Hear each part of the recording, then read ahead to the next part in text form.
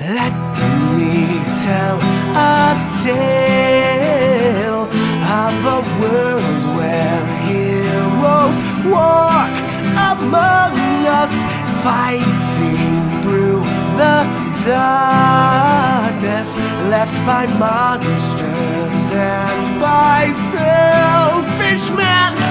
A tale of glory rent asunder, sacrifice and battles lost. Our heroes know not what awaits them, and still they carry on.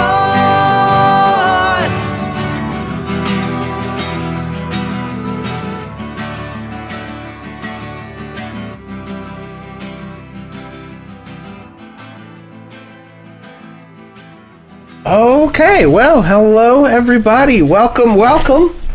As usual, on a Friday at 7 p.m. Eastern Time, it is I, Pixel, once more with another episode of Waterdeep Dragon Heist. I have somehow managed to clip all of my audio, so let me try that again. So yeah, I am Pixel. We are Ages of Valinor, and we're going to be playing the very fantabulous 14th episode of Waterdeep Dragon Heist. As always, before we get started, we're going to go through our usual housekeeping stuff. So first things first, folks that are in chat, try to remember as we're moving on to map screens and things like that in the stream that you are seeing my DM perspective, and you may see things on screen that the players don't see, the players don't know about, things like that. So try not to spoil them in chat. Players may be in chat trying to interact with you guys, so, don't be like, oh no, look out, there's, Vecna in the next room or whatever. Secondly, please remember that D&D is a complex game with a lot of rules, and we're also improvising a story together as a group in real time, and so we may, for the sake of the story, we may play fast and loose with the rules sometimes. We may, mess up and get a ruling wrong, things like that. We may forget rules entirely. We may change the adventure. All those kinds of things may happen. So if you know the rules or you know this particular adventure, please be aware that we're just sort of doing this in our own way. And if you happen to be we're in the middle of trying to figure out what a ruling is and you know it and you want to throw it in chat, that's cool. And if we see it, we'll run with that. But also be aware that we're not going to go back in time and fix things if we get something wrong. We're just going to roll with it. So try not to freak out on the internet. And that in mind, thirdly, we want to make sure that we keep this space as open and welcoming a place as we can, to such an extent as that is possible on the internet, by keeping that internet toxicity to a minimum. So we will not be putting up with anyone being abusive or hateful in chat, whether that's to other viewers or the players on stream, regarding anything from character choices, knowledge of the rules of the game, to their, various identities that they may have, those kinds of things. Even if someone does not have a particular identity and you're being obnoxious in chat, none of that. We will be, banning those folks. Never been a problem. I don't expect that it will be at this point, but just want to be upfront with what we kind of try and do here. We do want to give everybody a heads up that this is going to be our second to last session, and next week will be the finale of Waterdeep Dragon Heist. We're going to be drawing this campaign to an end. It has been a ton of fun. I think everyone's had a blast with this campaign. Everyone who's been involved has put in a ton of awesome work on this campaign and making everything so much fun to do. And such a good story. So we're excited that hopefully we're going to be able to draw it to somewhat of a satisfying conclusion. Part of that is due to some of the cast members, work schedules changing and things like that. But we will be kind of drawing this to a close. However, this is not going to be the end of Ages of Valinor. We will be doing more things in the future. Things are kind of in the works. We're trying to figure out exactly what we're going to do. We may have some other folks DM for a while. I know we have some folks that want to do one-shot, maybe some shorter campaigns, things like that. And, in terms of, what Ages of Valinor is, basically, we are trying to build a community online that helps connect DMs and players for various TTRPGs. We don't talk about it a lot because it takes up time on stream, but just to let people know, if you want to join our Discord, we are looking to build a more active community where if you're a DM and there's things you want to run, but you maybe don't have access to players, or if you're a player and you don't get to play, that we may be able to help kind of connect people up, and things like that. We also may have some opportunities to for outstanding members of the community, things like that, may have opportunities to join us for streams, for one-shots, or even possibly for shorter campaigns and things. So we are looking around for cast for our upcoming stuff, so get to know us. We're nice people. Can I help you, Trish? We kind of bite. But we have an edge. Uh-oh, okay. I'm clipping a lot of things today. So I've been messing with levels because the podcast gets a little weird sometimes, and hopefully nobody's clipping anything badly. Okay. So outside of that, I do also want to say real quick, I'm going to go back to this intro. Nope, stop it. Thank you very much to Daisy Todd. You can find her at twitch.tv/Daisy Todd Draws for the super awesome character art that she put together for us. So these are the old character designs, but we're super happy with how this all turned out, and we just wanted to kind of bring attention to that and say thank you. You can go follow her here on Twitch, as well as various other places on the internet where she does artwork. So thank you a ton for that. I think that it turned out really awesome, and everyone's very happy with it. Then, as usual, we are going to go through and last thing, kind of before we get started, introduce ourselves, let everybody know who we are in case you're dropping in for the first time. So we will start with Cass. I'm sorry, Jacob, you're a human and not a character. I do that every week. You sure do. Hi, everybody. I'm Jacob. I play Cassius Anweir, the changeling bard of the group. Don't got anything to plug. I'm really happy to be here. I am happy you're all here to watch, and I hope you have a great night. Excellent. Redbeard. Greetings, everyone. My name is Redbeard the Pink. I want to say Happy Pride Month from your favorite non-binary pansexual internet wizard. If I'm not your favorite non-binary pansexual internet wizard, then you're probably hanging out on cooler corners of the internet than I am. But I am playing Redbeard the Grey, the party rogue who does a lot of rogue stuff, and I am real interested to see how this campaign wraps up. We got a lot of cool irons in the fire, or hot irons in the fire, and it's going to be really cool. Anyway, moving on. Excellent. And Trish.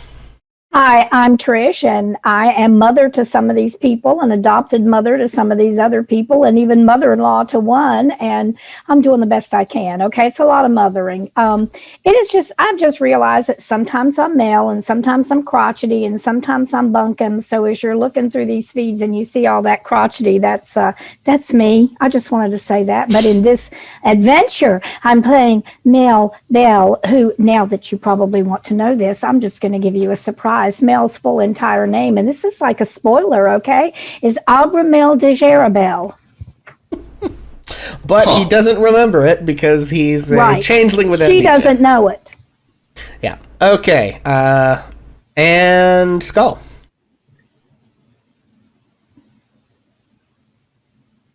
Muted.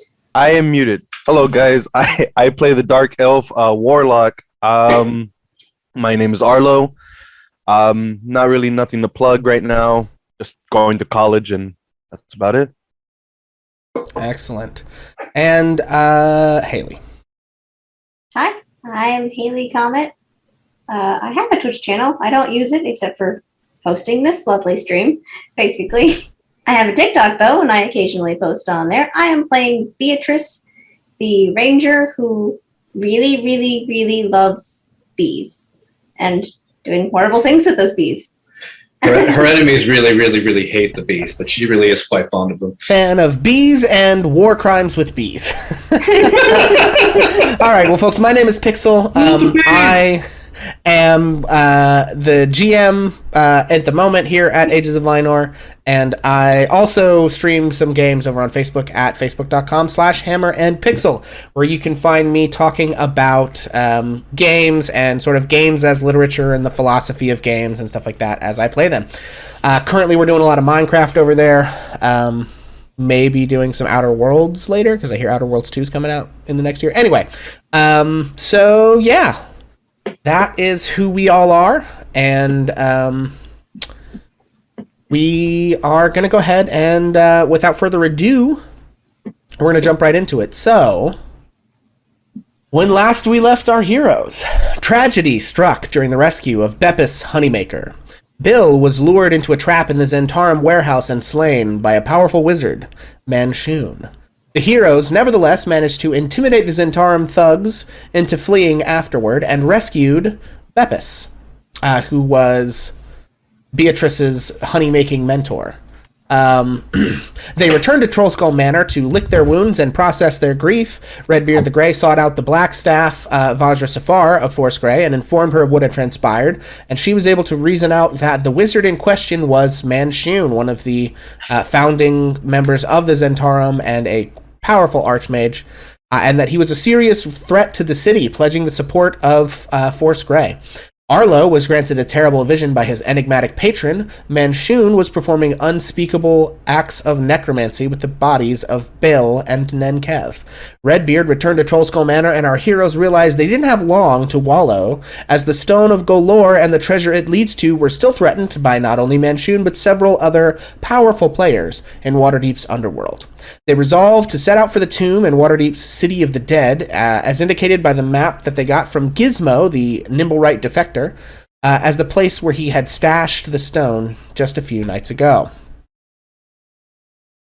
So, that being said, we will kind of zoom back in, I think, where we had left off, which was with pretty much everybody in the tap room of the under-renovation Trollskull Manor.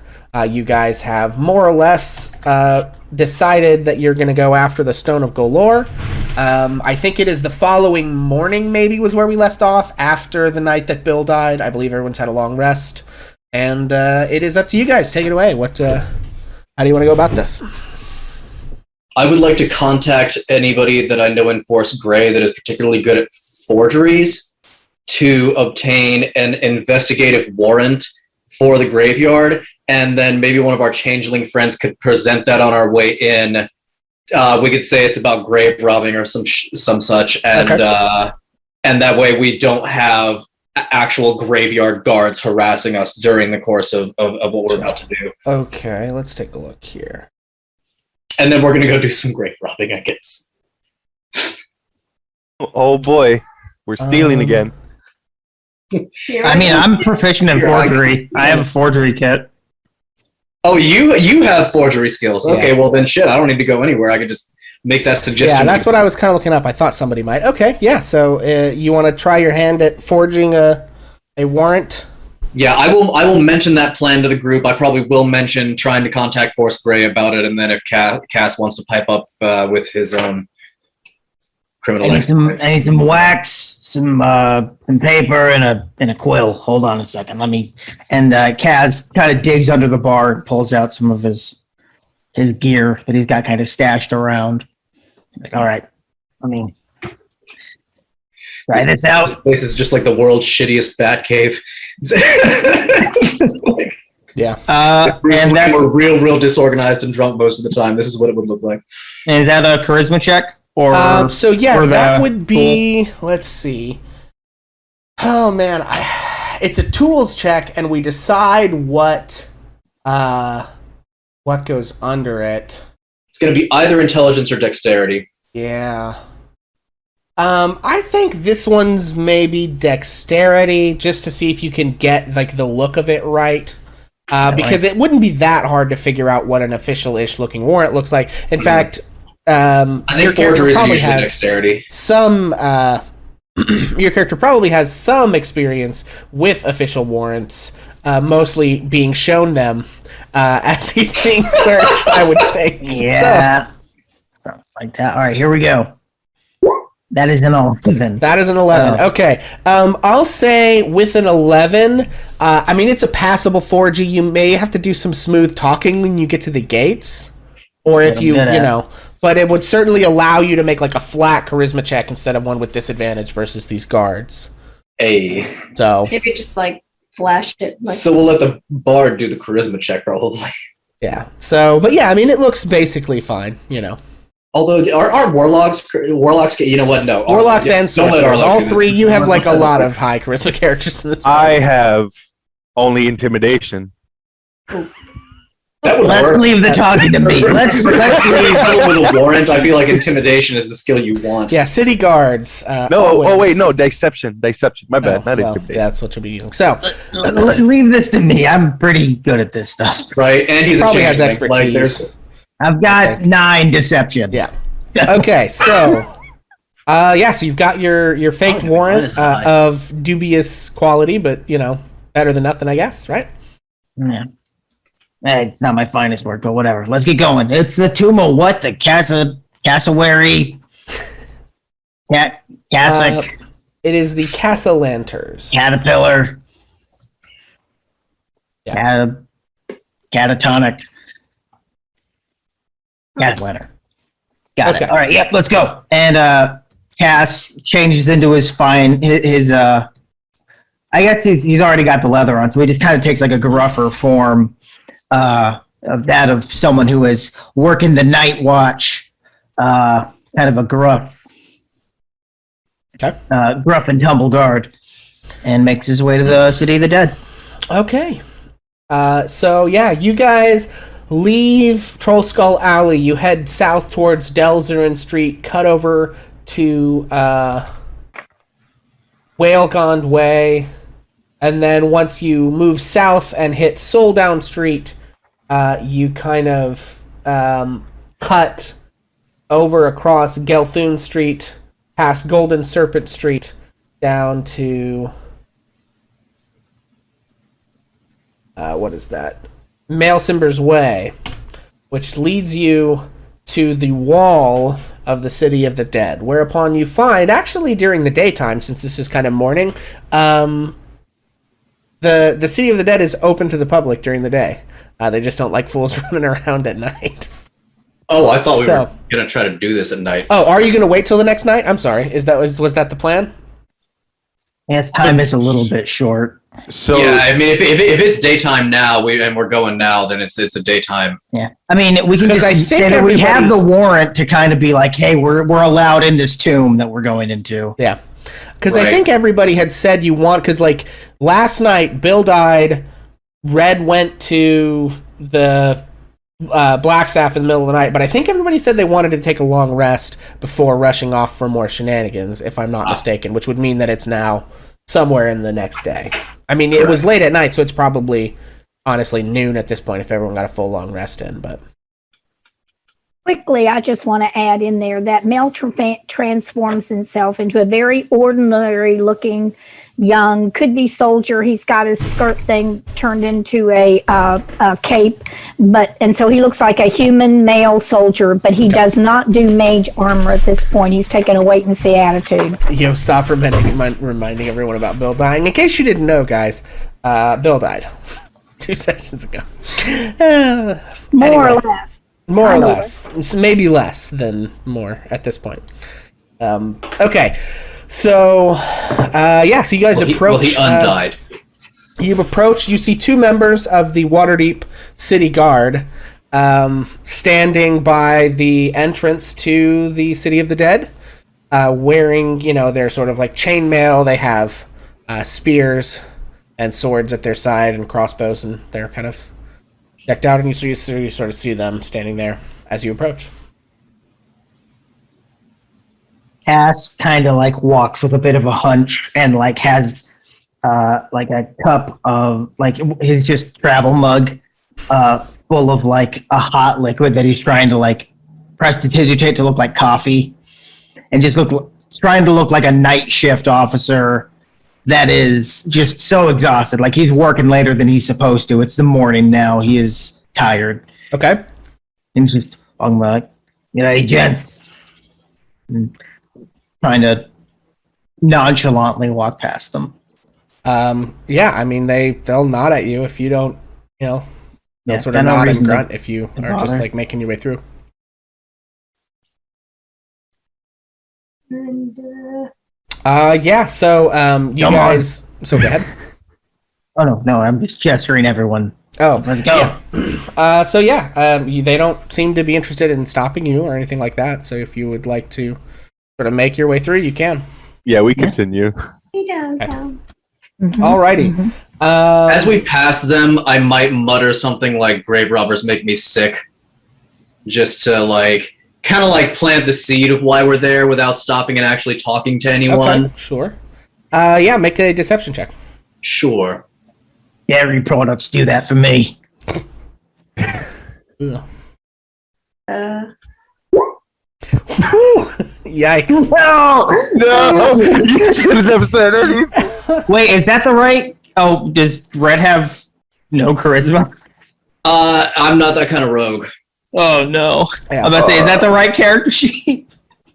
Yeah. Yeah, with the 5, I think they kind of like raise their eyebrow. I don't think they stop you. Beatrice, make a perception check for me. Oh, geez. You're a ranger. You should be good at this. I should be? I get this. Yeah. Oh No. god, if this is how it's gonna be all night, this is gonna be rough. Okay. I'm going to like kind of like go over to Red and say, "What? You needed some coffee?" I mean, okay. Can I Is there something you hope to accomplish with that? to not raise any eyebrows for them not to think about it too much? Like he mumbled it, so I'd like to use my inspiration. Okay. I feel like we don't need to like do this. Let's just go. Come on. I told this is my favorite part. I told you guys that it's just open. Right, It was fine. Still It was fine. The whole decisions. Beatrice is burning do I roll inspiration on that for it? perception. Okay, so Like, Beatrice is using inspiration on the perception. Okay, that's fine. And Mel is trotting along behind 12. Kaz. Okay, so with the 12, Beatrice, shortly after you guys leave that part of leave that entrance, you see a bird fly up from near where the guards were, and fly into the city of the dead, and then swoop down out of sight somewhere near southeast. I think we may be being watched. we are being watched. Uh-oh. My internet might be doing something, folks. I think this might just be Roll20 because is it the server connection? Okay, well, I hope it's back now. So that morning, I would have gone ahead and done the Find Familiar spell to replace Pepper. Okay. So I will, upon being informed that there is a sentry watching us, I'm going to send Pepper up to... Don't cause any more. Let's just go and do what we got to do.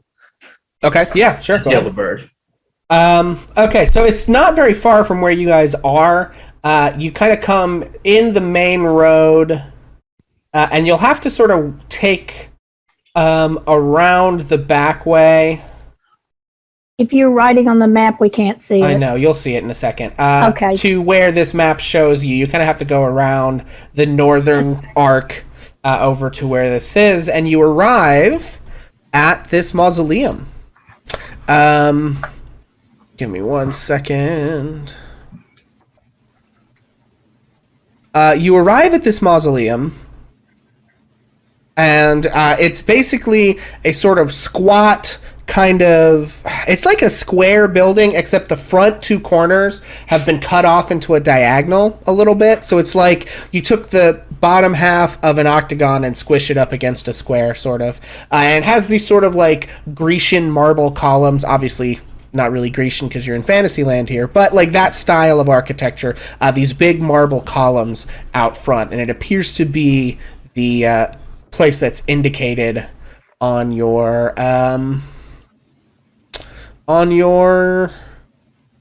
map. And it has the name Castellanter engraved above the entrance. Cass jiggles the doorknob. It is locked. Right. I will attempt to open that with my thieves' tools. Okay. And Cass Yeah. is gonna try and like block, like, because it's the middle of the day, so he's gonna try I am and going like. to do, I am gonna do Wait a this minute. as I am Wait a not minute. even attempting stealth. I am doing this as if I am supposed to be doing it as casually and nonchalantly as possible. If I have Misty Step, would I be able to go in there without breaking the lock? I believe with Misty Step, it does designate you have to be able to see. It's a point you can see within range. Let me check the text of the spell. Dimension Door, I believe. Now yeah. I will use my inspiration. Okay. Oof, yeah, okay. Oh no. So Misty Step, you do have to see. I think Dimension Door is the one where you can Dimension Door. try to travel to a place that you can't necessarily see, but there's sort of a failure chance. That is much better. I've got a 25 on the check to Yeah. to foil that lock. In one alternate timeline. Red snaps his pick off in the lock and breaks it, and it'll have to be kicked open. But that timeline is quickly shunted off into the dark void, never to be heard from again. And instead, you deftly pop open this lock and open the door. All right. I'm going to march right, again, no attempt at stealth whatsoever. I'm just going to march right in there and begin investigating the tomb. Okay. I am looking for two things mainly, the stone and also any clues about the cult that I have been investigating. Okay. So let me check my... Yeah, beautiful. Mel is going to take a position at the door like he's guarding it, and he's supposed to be there. Okay, so yeah, someone is going to come up and accost you since you've made no attempt at stealth, so we will have a social encounter here. Give me just 1 second to get everybody on the map and crack in here, and I'll drag you guys over to the place. And you can feel free to move yourselves where you want to be. Hang on. Okay. Yep, and I'm going to pop over here. Okay, so... Yeah, so you, Redbeard, you head on in there. Let me see, dynamic. Okay, there it is. So yeah, you open this thing up. You see a small room with 4 marble sarcophagi and a stairway at the back. And you said, Mel, you're kind of taking up a spot guarding the door. What is the rest of everybody else doing? Are we supposed to be able to see everything? Yes. Okay, cool. Because we can see everything. Just want to Everything? Yeah. Well, I'm actually putting it over here. We see at least like 5 cultists. Yeah, well, all right. There's a bunch of cultists in there. No, you're not supposed to be able to see that. I guess I must not have turned dynamic lighting on, so that's Big my ol' fault. oopsie poopsie. Oh, it is what it is. That's fine. Spoiled. There we go. Bloop. Wait. We don't got to worry about the chat spoiling it. Yeah, because I did it myself. Dynamic lighting on. Yeah, that helps. It is daylight mode. I think we all knew there was going to be trouble. Yeah. Okay. That's fine. Surprise. That's provided. Well, you'll get to do that encounter if you don't get yourselves arrested by the guard who walks up. Yeah, Cass posts up with Mel for a second while this one walks up. Yes. What is everyone else doing? So Redbeard goes inside. Cass and Mel are at the door. Arlo and Beatrice, what are you doing? I'm following Red. I'm not going to be very useful talking to a guard. Okay. I'll be here out with Mal and Cass. Okay. If so I'm aware of the guard approaching, I will actually pause at the doorway before, rather than just marching in. If it happens that fast, yeah, it's pretty quick. He comes jogging up from the southeast and says, "You there? What do you think you're doing?" I am a member of Force Grey. These are my friends. We believe that this tomb has been tampered with and that it could be involved in cultist activity we are here to investigate. None of that was a lie. Yeah. Right, hold on. Don't mind me. Sergeant Carrot Von Lipgloss here. We have a warrant. And Cass presents the warrant. He's like, The tomb is under investigation. Order the city watch as well. Okay. Yeah. So I'm gonna say make a deception check with advantage from Redbeard's help. Guard. So Cass is making the yes. Cass is making the check. Yeah, I was about to say it's Redbeard. No. Yeah, Cass is making 28. So he kind of glances at the warrant, looks at all of you. Matter of fact, Gardner, do you mind do you mind posting up right here with the warrant to make sure that no one else tries to get in? We actually might all need to get in there. Make a persuasion check with disadvantage. Persuasion check with disadvantage. You got it. That's an 18. Okay. He sighs and says, I knew I shouldn't have picked up that shift for fucking Jerry. God, alright, yeah, fine. Like I don't got things to do around here. Jerry's a real piece of shit anyways. Don't worry about it. Hey, don't you talk about my friend Jerry like that, you son of a bitch. Yeah. We might be talking about two different Jerrys. Yeah. Yeah. I'm talking about Night Watch, Jerry. Mhm. Dark Wards, Night Watch. Hey, you want to borrow this spear doubles as a shovel if you want to keep digging that hole, bud. Listen, just get out of my hair. Yeah, I mean, if you're offering it, I'll take it. Here, have some coffee. And Cass like shoves the mug into this guy's hand with the warrant. And he's like, keep a watch out. He sips it and goes like, "This is vodka." I mean, we all got to do something to get through the day, right? And Cass walks into the... All right, take you some inspiration, Cass. D&D, ladies and gentlemen. I already had inspiration, but thank you Okay, anyway. well, We all gotta do You something. got double inspiration. okay. So the guard posts up outside with the warrant and his spear and the vodka, and he's sipping on I it. totally thought I put some coffee in there. This isn't where I parked my car. Arlo, did you spike my coffee with vodka? Do what You now? put coffee in my vodka. Did you put coffee in my vodka?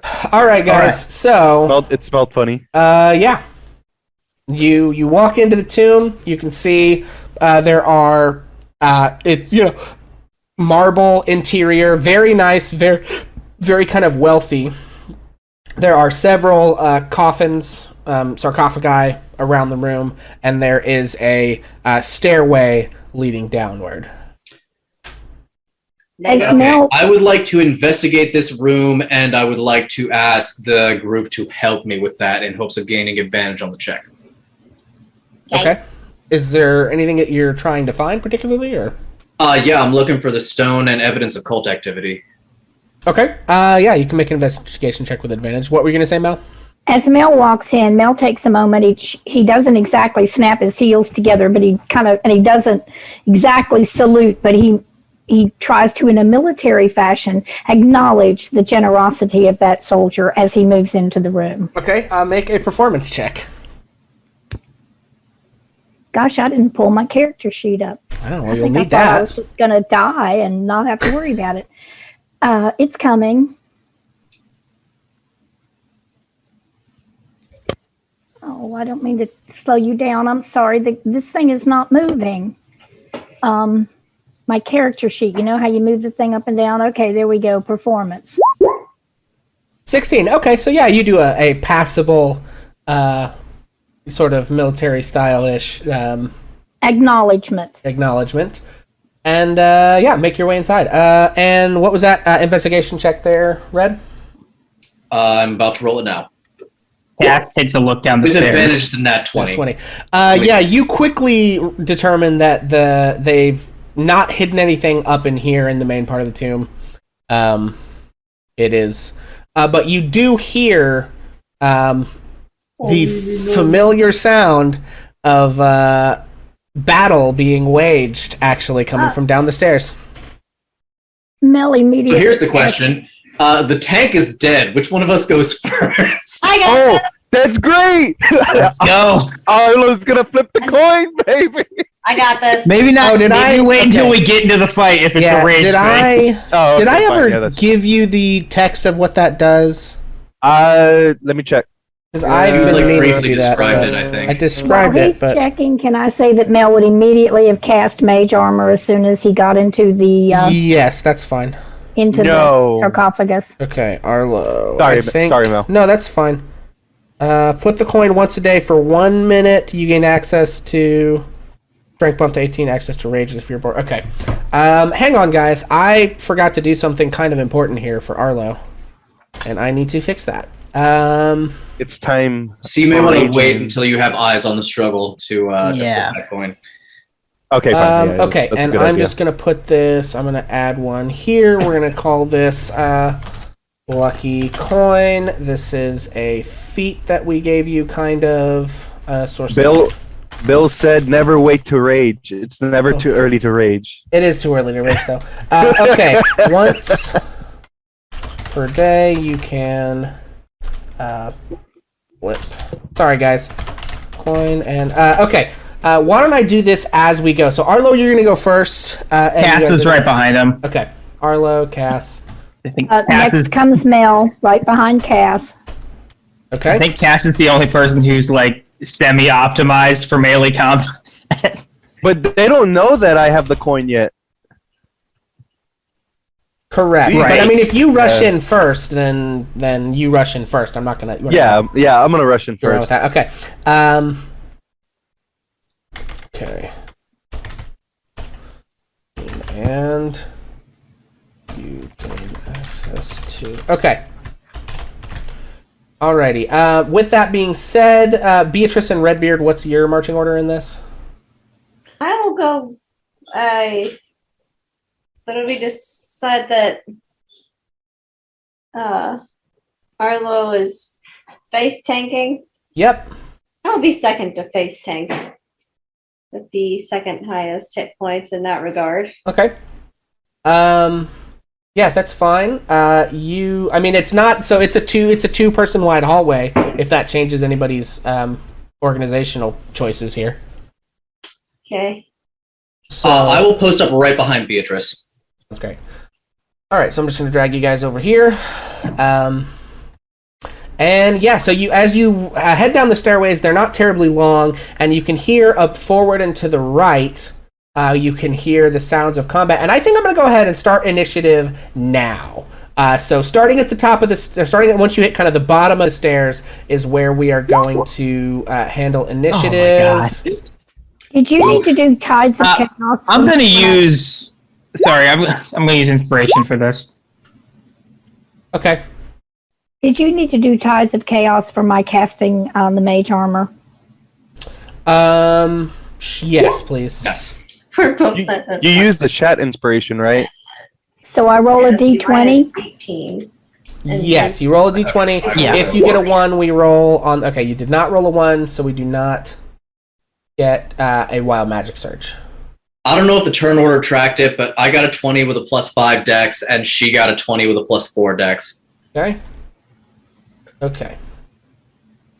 Don't forget, when you roll initiative, 5. click your token so that it gets put into the... Yeah, we always forget that. Well, Every time. Oh, yeah, I did it. Okay, so I've got Redbeard, Beatrice, Arlo, Mel, Cass. Anybody I missed? No? Sweet. Missy Bill. Oh, wait. Ability. Can have the coin roll its own initiative. It'll be like this here. Okay, the only thing I need to do is copy and paste Rage into your...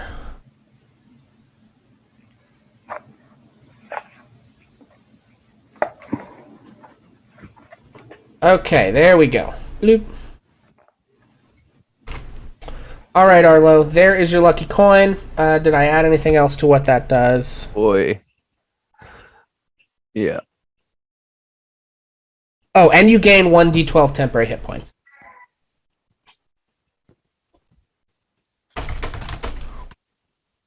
I'm gonna change the name. There you go. Okay. Or call it whatever you want. Okay, cool. Mission accomplished. All right, folks. So combat begins. It looks like Redbeard and Beatrice, you have the initiative on this first round of combat as you hear something going on inside the thing here. What do you do? Okay, what manner of action is getting the cowl up? Is it bonus free action? What's the... I would say that's a free action. I mean, it okay, doesn't have any I was thinking like a draw change. action, which is usually free. Okay, Yeah, it doesn't so I'm change going to go ahead mechanically, and so it can be pull free. the fox mask on, and then I am going to go ahead. Is it difficult terrain for me to move through a friendly square? No. Okay, Rules I'm is going written to that it's move not, so. 30 feet directly forward. So let's see, 5, 10, Okay. 25, 30. That's going to get me to right here.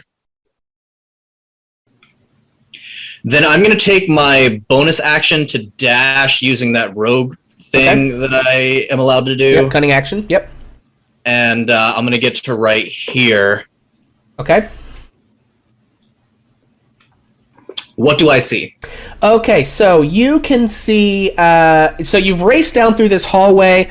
Here you can see this 10-foot wide hall with these mausoleums and coffins off on the side. As you round the corner, you see a bit of a bloody carnage. You see 1, 2, 3, 4, 5, 6, 7, 8 individuals in cult robes. You see 2 individuals in cult robes who have been stabbed to death and are dead and bleeding on the floor in front of you.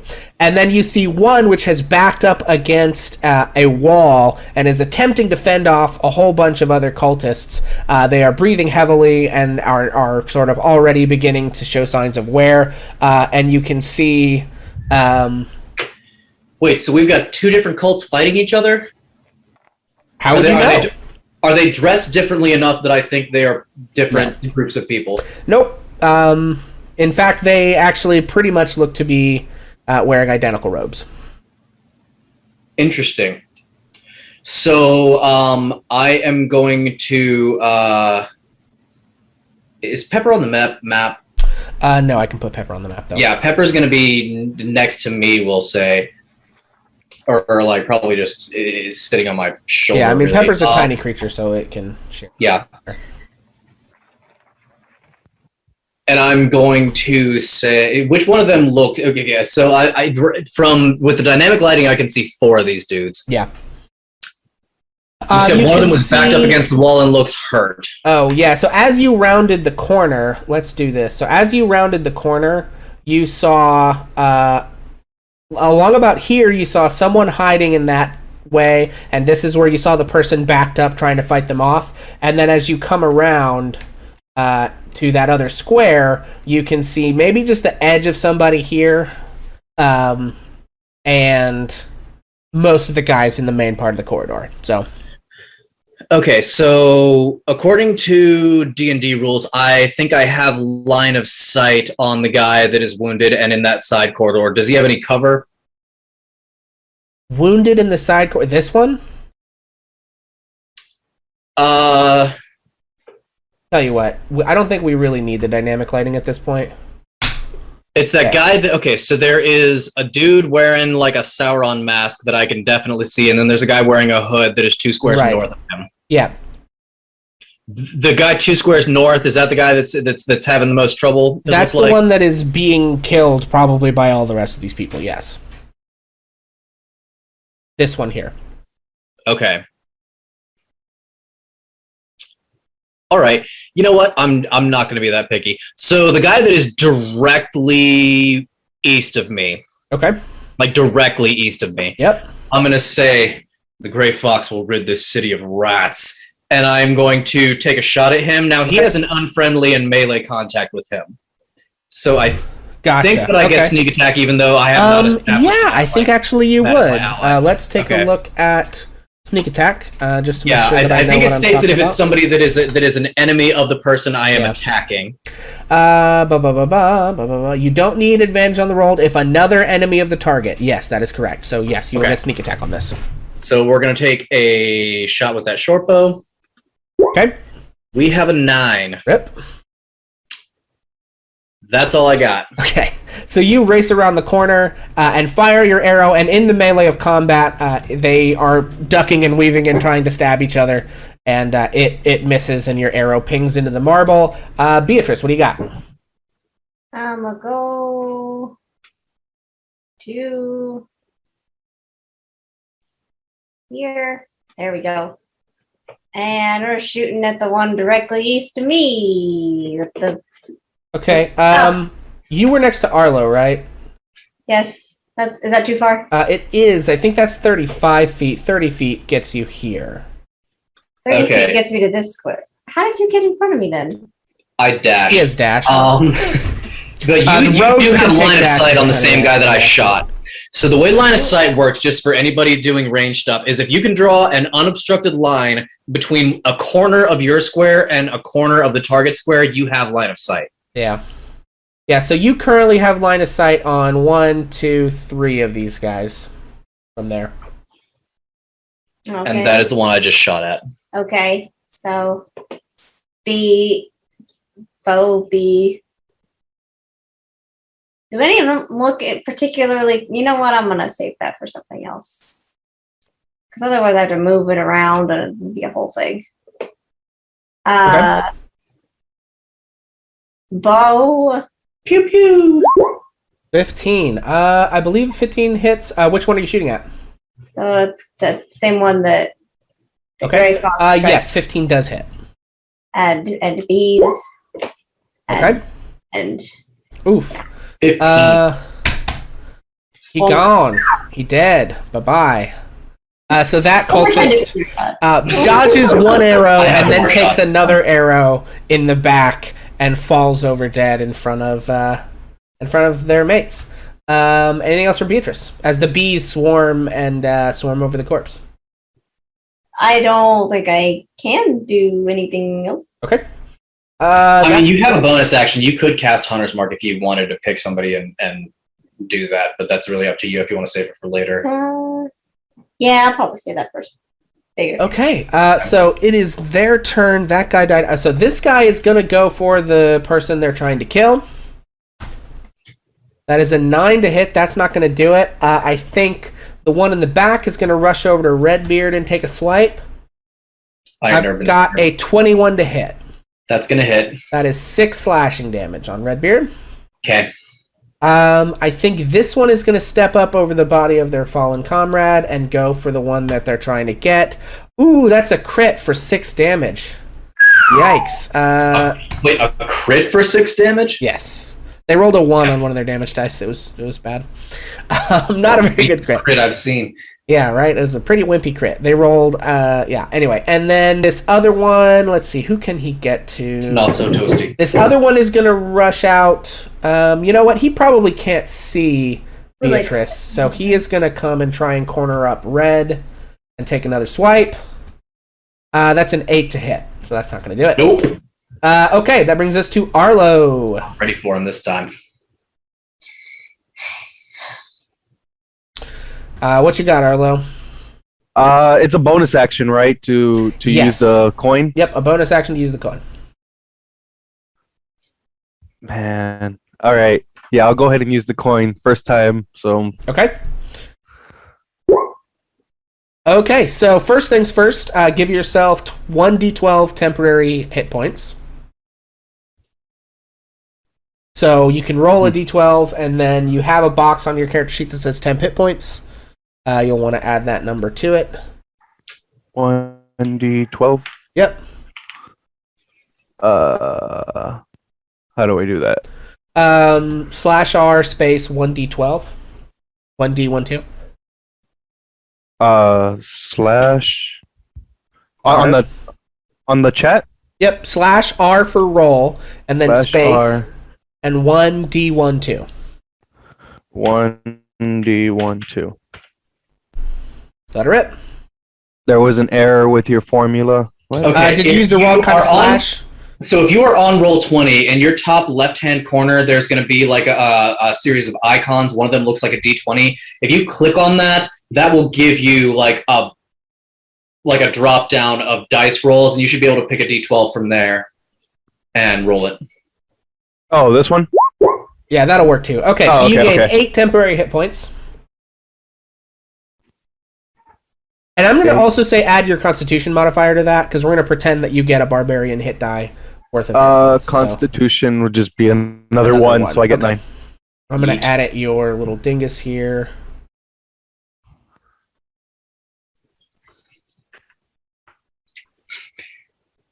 He is look at this. He's unconscious. Con. Okay. There we go, folks. All right. And so you now have access to you are raging as a bonus action, with all that entails from the barbarian class. And what do you do next? I'm gonna move the full 30, okay, which is to here, and I'm gonna hit this guy right here. Okay, go for it. First time being a barbarian. And did you increase your strength also increases? Oh, to 18? To 18 temporarily. So you'll want to turn that back and forth, basically. Yeah, that's fine with me. That'll be something wacky to remember. But anyway, okay, go ahead. Do I use an unarmed? You can use anything you want. You don't have Bill's unarmed extra special shit that he had. Oh, no, no. I thought it was just an armor. Oh, okay. Like your dagger, your dagger you can use as a strength weapon. So, you'll just want to change the damage on that to...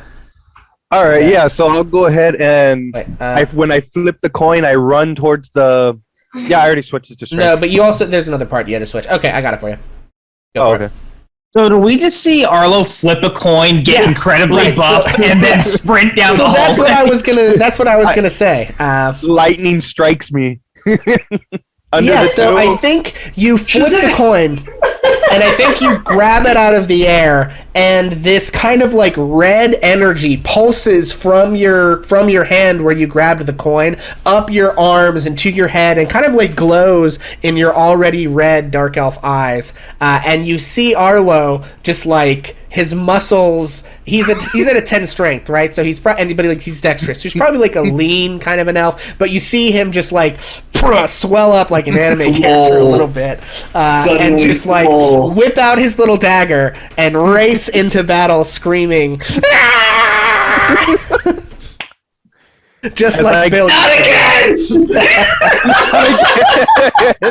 as I run towards that, I guess this cultist right here, and just Okay. like try to hit him with my Yeah. dagger. All right, so roll that dagger. You also get +2 damage from rage, so we'll add that when all is said and done. So a 16 hits. Go ahead and roll that dagger damage. You don't get the +4, so you get 7. 9. You get +2. 9 is going to do it. These guys don't have a ton of HP. So what does it look like? Arlo's first rage kill. What does that look like? So when I run, I go and I grab him and just stab him right in the face and just like throw his body towards the other, like this coffin over here. Yeah, okay. So Arlo screams, very reminiscent of Bill, races in, whips around the corner, grabs this cultist's head and just like jams his dagger into the cultist's eye, holds him by like the head and the hood, and just like yanks and throws him, and just like whoomph, and the guy just like launches across the room and slams into the ground. Can I get an intimidation check on this guy? No, I'm gonna say Ah. no, but okay. Cat leans over to Mel. Like thematically, yes. Mechanically, no. Yeah, basically.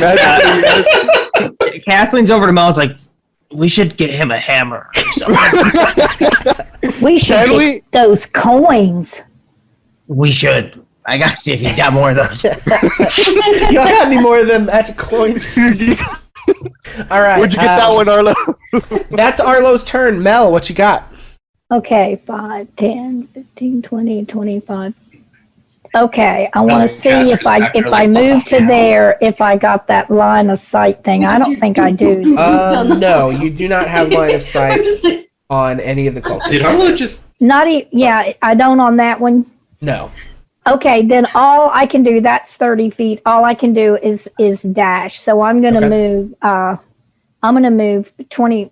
Oh, I've got the wrong thing. I gotcha. I'm going to move up to the same line where red is, Okay. and I use the dash to get there. Okay, so I think Mel, as you're like trucking in, because remember, folks, technically this all kind of happens simultaneously, even though it doesn't actually when we do it. But like, so Mel is chucking in and ducks past Beatrice just as Arlo is like shoving the dagger into the cultist and hurling him bodily across the room with a very Bill-esque shriek. And that brings us to Cass. Right. Cass sees all this stuff happening and is like, all right, I am. mask out of his coat. Yeah, Cass runs 30, gets behind Beatrice, and from here has line of sight to this guy. Well, how So he come just- you did and I didn't? Because I was one block further than you. Oh, okay. Yeah. Okay, gotcha. And Cass sees this guy and doesn't really have many options, so he just casts Vicious Mockery. Oh, nice. Nice Okay. mask, dickhead! Okay. And so, that's not the No, right that's thing. what I This was is the about right to do. thing, and he's got to make a wisdom save. Oh, I've got an 18, so he does make the save. And he says, He just thinks I'm complimenting. he says, thanks, my mom made it. I can't Of see. course she did. anything. Okay. I don't think that worked, any Cass. inspiration or anything?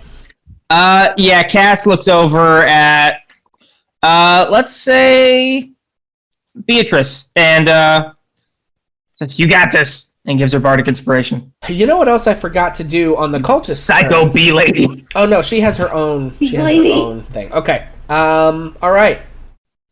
So when all of that happens, next, coming out of one of the southern alcoves, stepping over the bloody body and stepping in from the front, are two more assailants.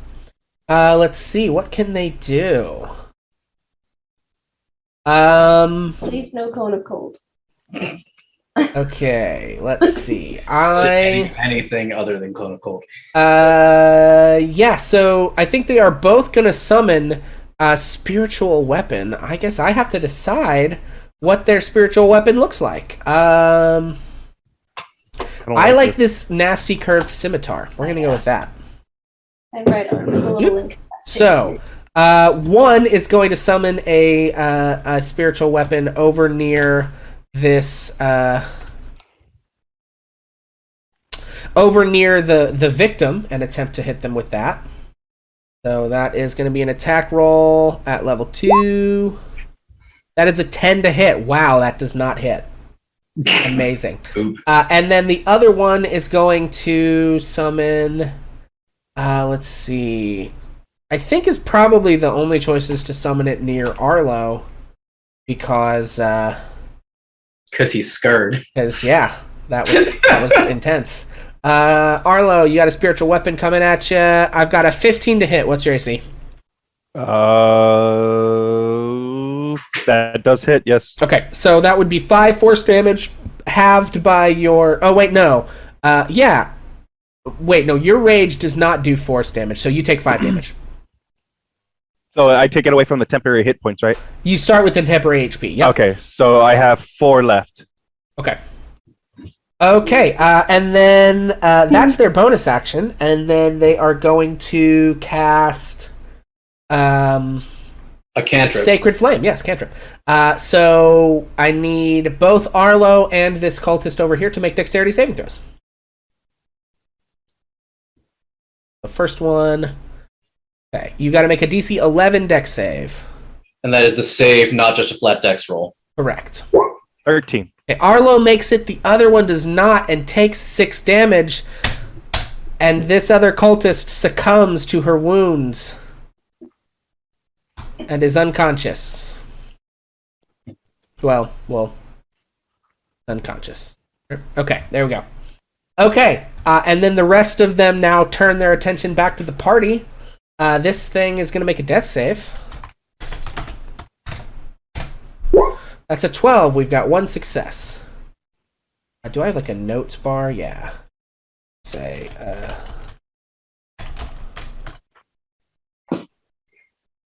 that is 1 success. Beep.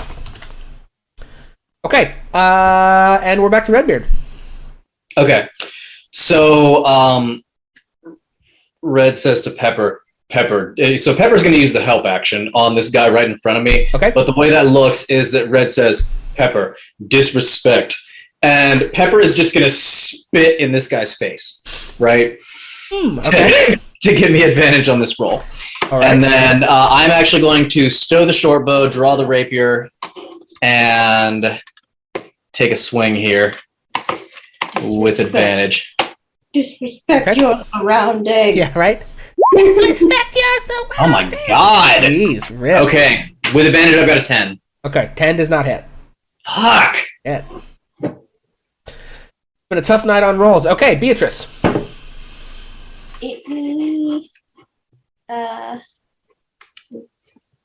With my bonus action, I'm going to take the dodge action. Okay. Doot, doot. I actually don't. Wait, I don't think that works. I think monks can do that, but rogues cannot. Right, monks can use key. Rogues can do dash, hide, or disengage. Right. Okay, then never mind. Okay. Okay, Beatrice, what you got? 1 on Red. I'm gonna. Okay. Whop. 11 does not hit. Oh no! They've got a 12. God, how is this 12 AC for you? Do have bardic inspiration. Oh yeah. Let's add that. That'll get you there. Even D6. with a 1, that'll get you there. So. Oh, you don't have to roll it because with a 1 we'll hit the AC. Yeah, Well, I mean you okay. can if you want, but. When do her bees go? The bees are a thing that goes off when she hits with an attack roll. So do I roll it or? If you, I mean, Roll the longbow and the bees. yeah, Okay. because even if you roll a 1 on that inspiration, you'll hit the AC. So And bees. Wow. 7 damage. Okay. Alrighty. So your arrow sinks into the cultist's shoulder, and the bees swarm off of the corpse of his neighbor and begin to sting him. But he is somehow, through the bees and the blood and the arrows, still alive. So, anything else from Beatrice? I think that's maybe all I got. I'll probably take a 5-foot step forward. I'm having a little difficulty navigating on my end because I'm using my left hand. Gotcha. Okay. All right, that brings us to these guys. You see, let's see, one of these guys is going to make an investigation check. That's garbage. So the other one's going to make an investigation check.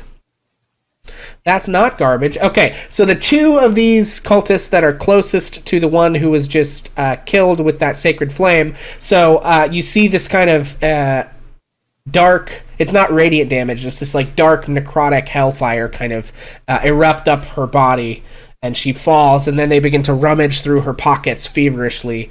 And then one of them seems to grab something out of it and stuff it into their own pocket.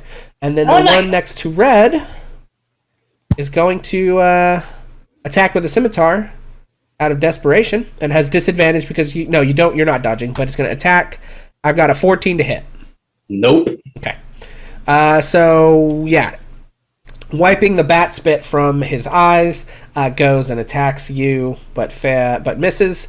Arlo. Just to make sure, if I were to move this way, he gets attack of opportunity. The spiritual weapon does not. If you enter and leave either the cultists or the fanatics spaces, they will get attacks of opportunity, but the spiritual weapon can't take attacks of opportunity. So if I go here, no attacks of opportunity. Correct. No attack. Okay, so Arlo's gonna go ahead and move over here. Okay. And I'll go ahead and take my dagger out for this guy right here. Okay, go ahead and roll. 25. Okay, that's a 25 to hit. Yeah, 25 hits. Roll damage. 6 plus 2 for your rage. So that is 8 damage. 8. Nice. Yeah, so you hit him for 8 damage. These ones that are slinging magic around do seem to be a little bit hardier than their fellows. So he takes a hit, but sort of grins an evil grin. He's missing some teeth, and sort of spits some blood out on the ground and readies for a fight. Mel, this guy thinks. Wait, what? This guy thinks I'm a melee person, right? Because I came out in melee. I mean, he has no reason to believe anything else. All right. Okay, Mel, what you got? Well, Trish has an out-of-game question. When this happens to Arlo, does he lose all of his like Eldritch Blast and all that stuff when he flips the coin? I don't believe he can cast any spells while raging, but when he stops raging, he Gotcha. Okay, my next question is: did Mel has 2 people in front of her? So would he have seen what happened at the end of the hall or not? I'm going to say make a perception check. Okay. I'm going to say DC 14 because it probably would be pretty tough to notice all the way down there. Okay, I rolled 20. 20. Yeah, so you do notice what's going on down there as you're watching this fight unfold. Okay, so noticing what's going on down there, Mel is going to hurl his ball bearings down that hallway. Can you tell me which person got the... it was the one closest to you. Okay, then that's the one I'm launching it at. I'm launching all 3 ball bearings, and that's just hit it 3 times. Is that right? Yes, that's correct. 4, 9... It's 14. Oh my god. Okay, so you see this cultist triumphantly grab something out of the pockets of that fallen cultist that you can barely see who fell against the back wall and sort of like stuff it in the pocket and begin to like turn and face down the hallway, and you sort of line up and like phew, phew, phew, flick out of your fingers 3 ball bearings that with unerring like magical accuracy zip and zig and zag back and forth. It like cuts around Redbeard and like past Arlo and over that corpse just as he's turning around, and I think one takes each of his eyes and one in his forehead, and just his whole face just caves in from the force as he falls dead directly on top of the other dead cultist in that square. I'm not the only murderer. And please roll a d20 for me. Oh. I guess I should have you do that before. That's a 3. Okay, I rolled a 3. That's close. I guess I should have you do that before we determine the effects of the spell. Yeah, but it's you remembered it. Congratulations for remembering. Right. And having done that, I think Mel stays where he is because it's working for him. Okay, so he's just staying right there.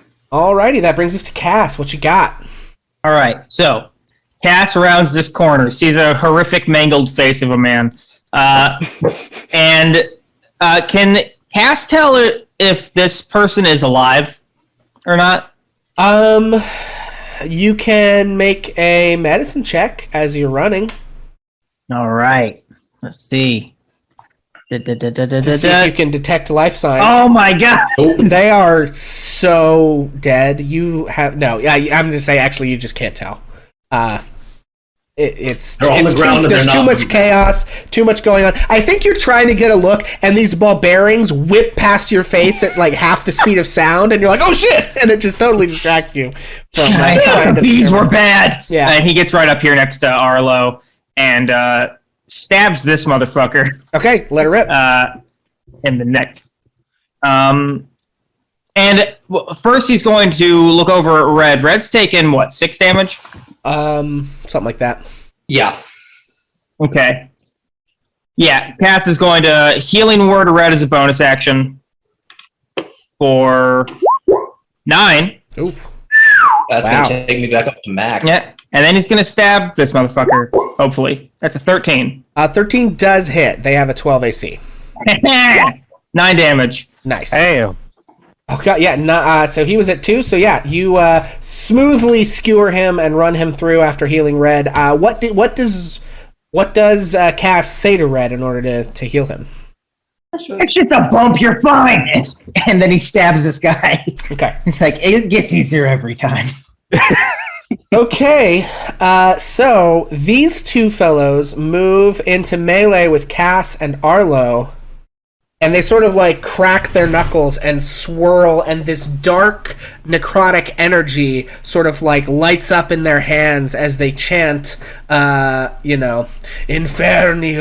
Domine, and they start chanting these sort of demonic guttural language, and they both cast Inflict Wounds. So versus, I'm going to do Cass first at a first level. That's a 9 to hit. That does not hit. And then coming at Arlo with a 19 to hit. That does hit. That is 14 necrotic damage as he launches this necrotic infernal energy directly into Arlo's chest. And you feel this like sickening sickness as this sort of like burning hellfire leeches the moisture directly out of your body, and you feel like your life force just being sucked away. I was going to say, is this how Toll of the Dead feels? Pretty much, yep. Okay. That is their turn. Oh, and then, okay, so they also have the spiritual weapon. I think the spiritual weapon is going to go for Mel, and then this one can move... They can only move it 20 feet, so the other one can't get to anyone. So I've got a spiritual weapon coming at Mel. That is a 16 to hit for 3 points of force damage. Okay. Yes, and that hit. I was muted. Excuse me. Yes, so this sort of like... And these spiritual weapons, they're colored like yellow, bright, because that's just the thing that I had. But they are actually like this... deep reddish red and black like flames whirling above this devilish looking scimitar. So I don't want to like bloop. Yeah, that's better. Okay. Okay. And then that brings us to the unconscious person who is going to be making another death save. That's a 12. That's 2 successes. Maybe things are looking up for old dead girl over here. All right. So that's 2. I wanted to make this that. Bloop. Okay. And that brings us to Redbeard. Okay, so what I would like to do, and it's going to be up to the GM's discretion as to whether or not I can do this, like moving around corners, but I would like to take the disengage as a bonus action, and then go.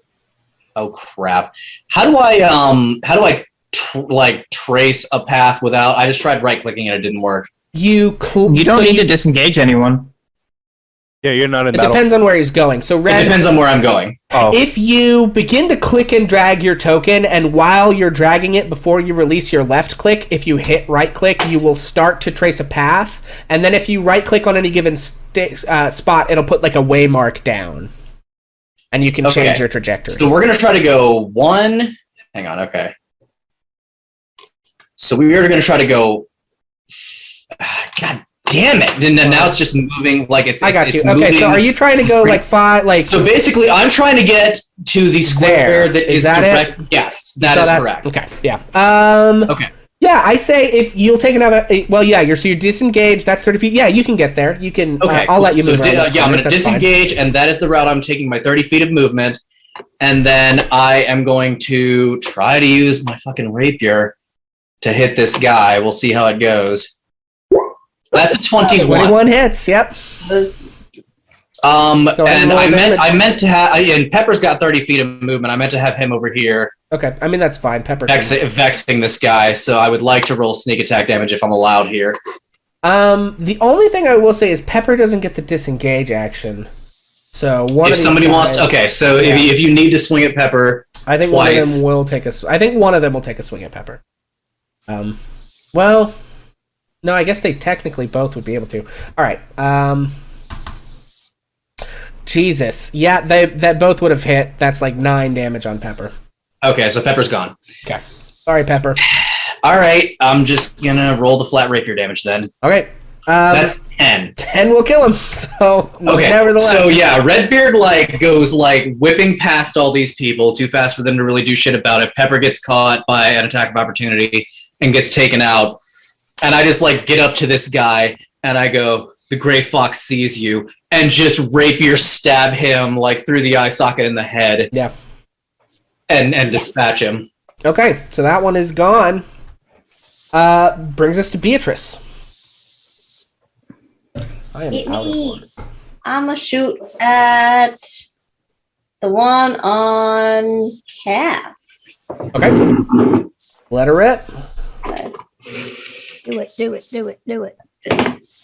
My arm has been freed up. The kitten has escaped. And wah,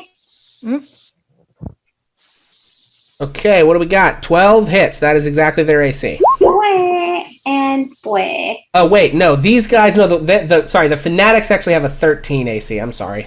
Oh, So, well, never mind then. My wait, bad. do I still have my bardic? Is that still a thing? you did one time. use You that. used I don't know it. if you have any other You kind of used it. inspiration you want to use. I But have luck points. you can roll some luck points if you want to use them, yeah. Boink.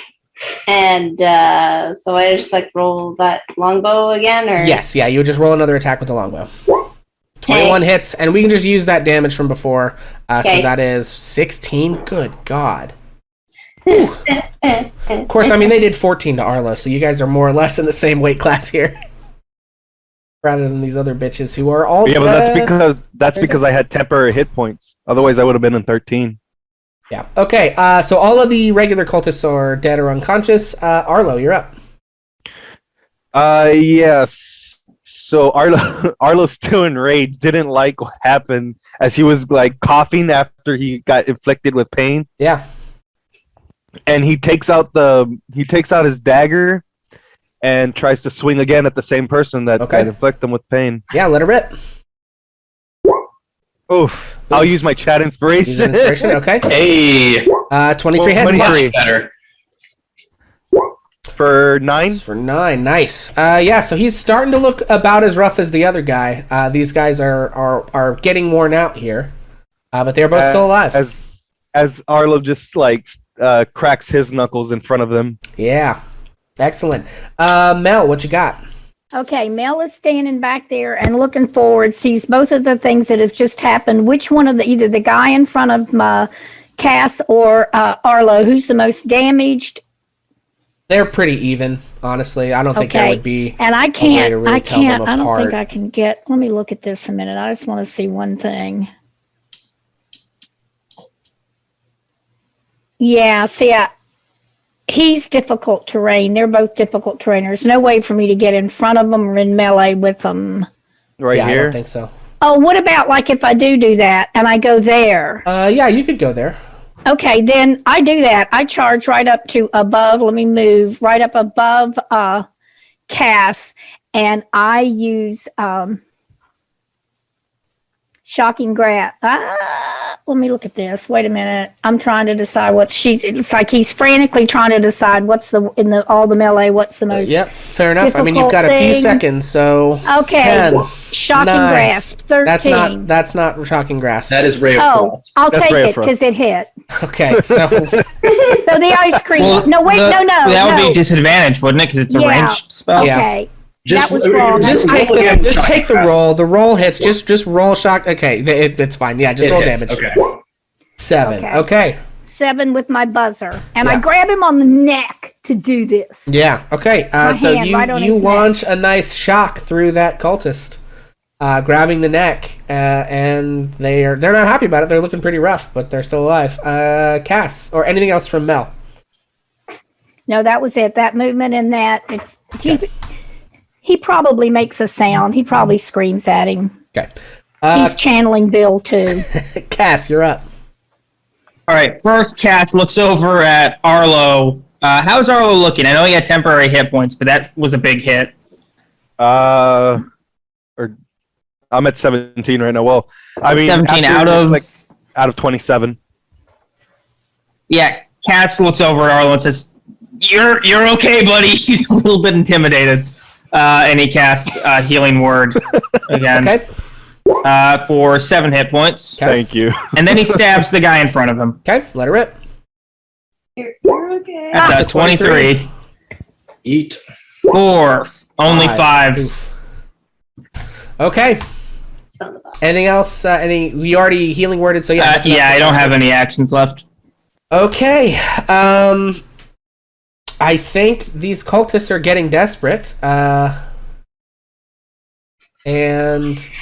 I don't need this one anymore. No, I do need it for. Okay. Let's see. I almost lost my cool for a second. Yeah, let's see here. Okay. I think they're both just going to go for inflict wounds. And I think they're going to go for Arlo and Cass again, since you're the ones most blocking the exit that they need to get out. So, actually, wait a second. Yeah, I think they're gonna. Okay, so 2 inflict wounds is coming at Arlo and Cass. Here we're gonna go Cass first, like we did last time. I have, they're gonna cast 2nd level this time because they do have some 2nd level slots left. Cass, I've got a 15 to hit. Doesn't do it. Okay. Damn, that's low. I rolled 1s on all of those damage. If it would have hit, it only would have done 6 damage because he rolled at 40 10s. He rolled 3 1s. Okay. Oh, thank God! He could have just put me down in 1 hit if he did with 40 10s. Okay. Level 2 coming at Arlo. I've got a 13 to hit. I don't think that's going to do it. That's probably no, it doesn't hit. It's not high enough. That's probably good because that would have done 31 points of damage. Yeah, no level 3 character has an AC of 13. Yeah, except maybe a wizard who did not think to cast me. So I had cutting words on standby. We got another death save. I thank you, Cass. I thank you. Got another death save coming. That's a 19. All right. Unconscious lady is stable. Hey. Redbeard, you're up. Oh wait, I didn't do spiritual weapons. Sorry. Let's see. So this spiritual weapon is going to come and attack Cass, and I think this one's going to fly back and attack Arlo, because at this point you guys are the only two obstacles they have. Okay, so I've got a 23 versus Cass. That's a crit for 4 points of force damage. And I've got a 14 versus Arlo. That does hit, yeah. Okay, Can Cass use his reaction for cutting words? Yeah, if you want. Yeah, Cass rolled. In your dreams, dickhead! And there's a d6. They lose 4 on that roll. Okay, that so doesn't hit them. I presume that will not hit. Okay, cool. All right, so that is then going to be a miss. Neither of you take any damage from that. No, our Cass did. Cass but it wasn't takes very 4. much. Okay, and this one is stable. Redbeard, what you got?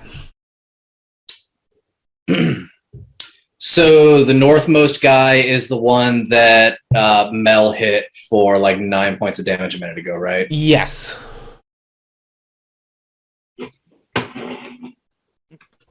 One sec. Okay. I'm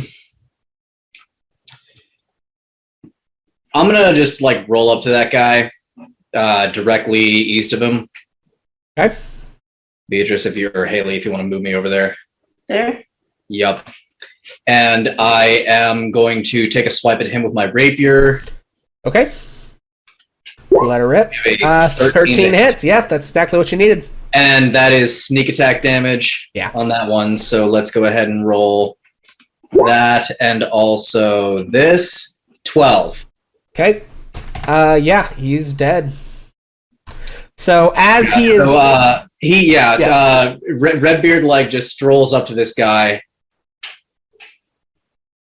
And while he's distracted, trying to piss around with Cass, I'm just gonna like run him through the back of the rib cage. Nice.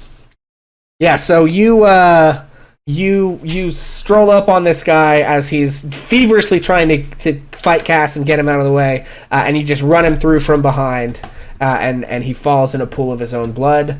Beatrice, what you got? I have arrows. All right, let her rip. And bees. And bees. Arrows and bees on the last guy standing. Ooh. 17 hits.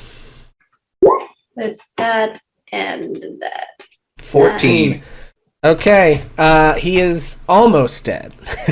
Oh my god. Yeah, He's only mostly dead. So you launch your arrow, and he is like Boromir fighting the fucking orcs, right? Or whatever it was, like, you know, riddled with arrows and bee stings and dagger stabs, and he's just breathing heavily. Arlo. Common men may be slain by one arrow. What do you do? The sun was pierced by many. You're muted, Arlo. Sorry. All right, Arlo's really pissed that he tried to inflict wounds again on him. So what's going to happen is that, can I do an unarmed strike? Yes, you can. That happen? Yeah. So an unarmed strike. Actually, do you have it on your sheet, or do I need to add it for you? No, I don't have it on my sheet. Okay, I will add that. It's pretty straightforward. It's unarmed strike. You are proficient. It does strength damage. It does 1 damage plus strength, and then it'll do +2. So, and it is bludgeoning damage. Bludgeoning. Okay, there you go. 15. Does that 15 hits. For 4 damage. Okay. Tell me, how do you kill this man with your bare hands, Arlo? Where's his dick? For him inflicting wounds, he throws the knife really quick, cracks his knuckles, grabs him in the face and start pummeling, and then ends it off with a headbutt. And as I roar in the tomb, shaking the whole tomb. I should say. Yeah, so you MMA unleash on this guy, just like punching him repeatedly in the face. He's like and you just fucking slam your forehead into his face. You hear this crunch of bone as his nose and part of his forehead crack into his brain, and blood just pours out of his nose as he falls onto the ground. On top of this other body that he was standing on top of the whole time, and I think your feet slip a little bit in the copious amount of blood that had already leaked out of the other one. Do I can I return back to normal, or are we still in combat? No, that is the end of combat. What do you guys do next? Actually, tell you what, no, so scary. Sorry, it is about 8:30. Why don't we go ahead and take a break right there, and we will resume.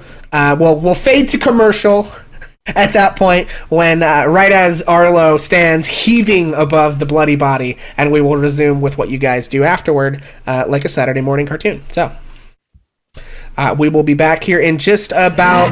Whoops. I didn't want to. Okay, sorry. We'll be back in about 5 minutes, folks. So we'll look at about 8:35, and we'll be back. So, peace. This D&D session brought to you by Billios. Right. All right, folks. Here we go. Okay, and welcome back, folks. Thanks for hanging out. We are gonna hop back in. So our scene kind of fades back in with the last few seconds, probably like a cartoon, like from a different angle. We see the last few seconds of Arlo beating that cult fanatic to death and headbutting him to crush his face in, and standing there heaving above the body. What do you guys do? Can I do? I grab my light crossbow and hand it to Cass, and I don't need this no more. Nice. Nice. Very good. Yep. Redbeard is going to immediately move 5 feet to the east and start going through. Okay, so I saw the guy like pull something off of this other person and stow it before continuing combat. So I'm going to be looking for what he has. Okay. Mel is going to holler at you while you're doing it and say, "Search the body. I saw him grab something." Yeah. Okay. Make an investigation check. All right. Oh. I'm going to make an Do I get advantage for him being dead? I'm going to go through all his shit. Like, I'll take as long as it takes. Just make an investigation check, please. All right. Cass looks at Arlo and, when did you get so fucking scary? Am I already come down? 15. So after about 12 seconds of nothing happening in battle, your muscles shrink and the red light energy fades from your eyes. I'm gonna look at him and be like, "What happened here?" And it sounds a bit like a balloon deflating. You happened here, buddy. What do you mean? What happened? Why is there a bunch of dead bodies? Your coin thing, I guess. I don't know what you don't. Okay, whatever. I don't have time for this. Arlo will laugh and be like, I know. I didn't think this coin would give me rage. God. You sure did. It's like Bill never left, except he did. So. Okay. Yeah, that's right. I don't really He need was that light taken crossbow from us. anymore if you want it.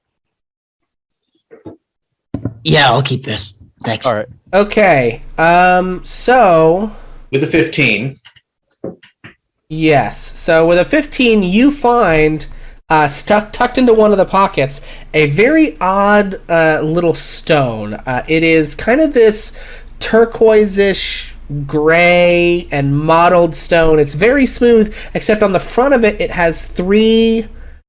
It's almost like three other stones are embedded in it, but they look almost like dark eyes, and the stone around those eyes has these divots in it that almost give it the impression of skin and an eyelid a little bit. It is pretty gross, actually. So I'm going to wrap that in something. Okay. And stow it. And then the next item on my agenda is I'm going to climb over all these bodies to this person in the corner, and I'm going to try to shake them awake a little bit. Okay. They are unconscious and will regain consciousness in 1d4 hours unless they are magically returned hit points. Cass, wake this person up. All right. We don't know how many other things we're going to be doing today that involve me fixing people. But get them awake! Don't try and yell at me, you motherfucker, with your dumbass hood. And then Cass.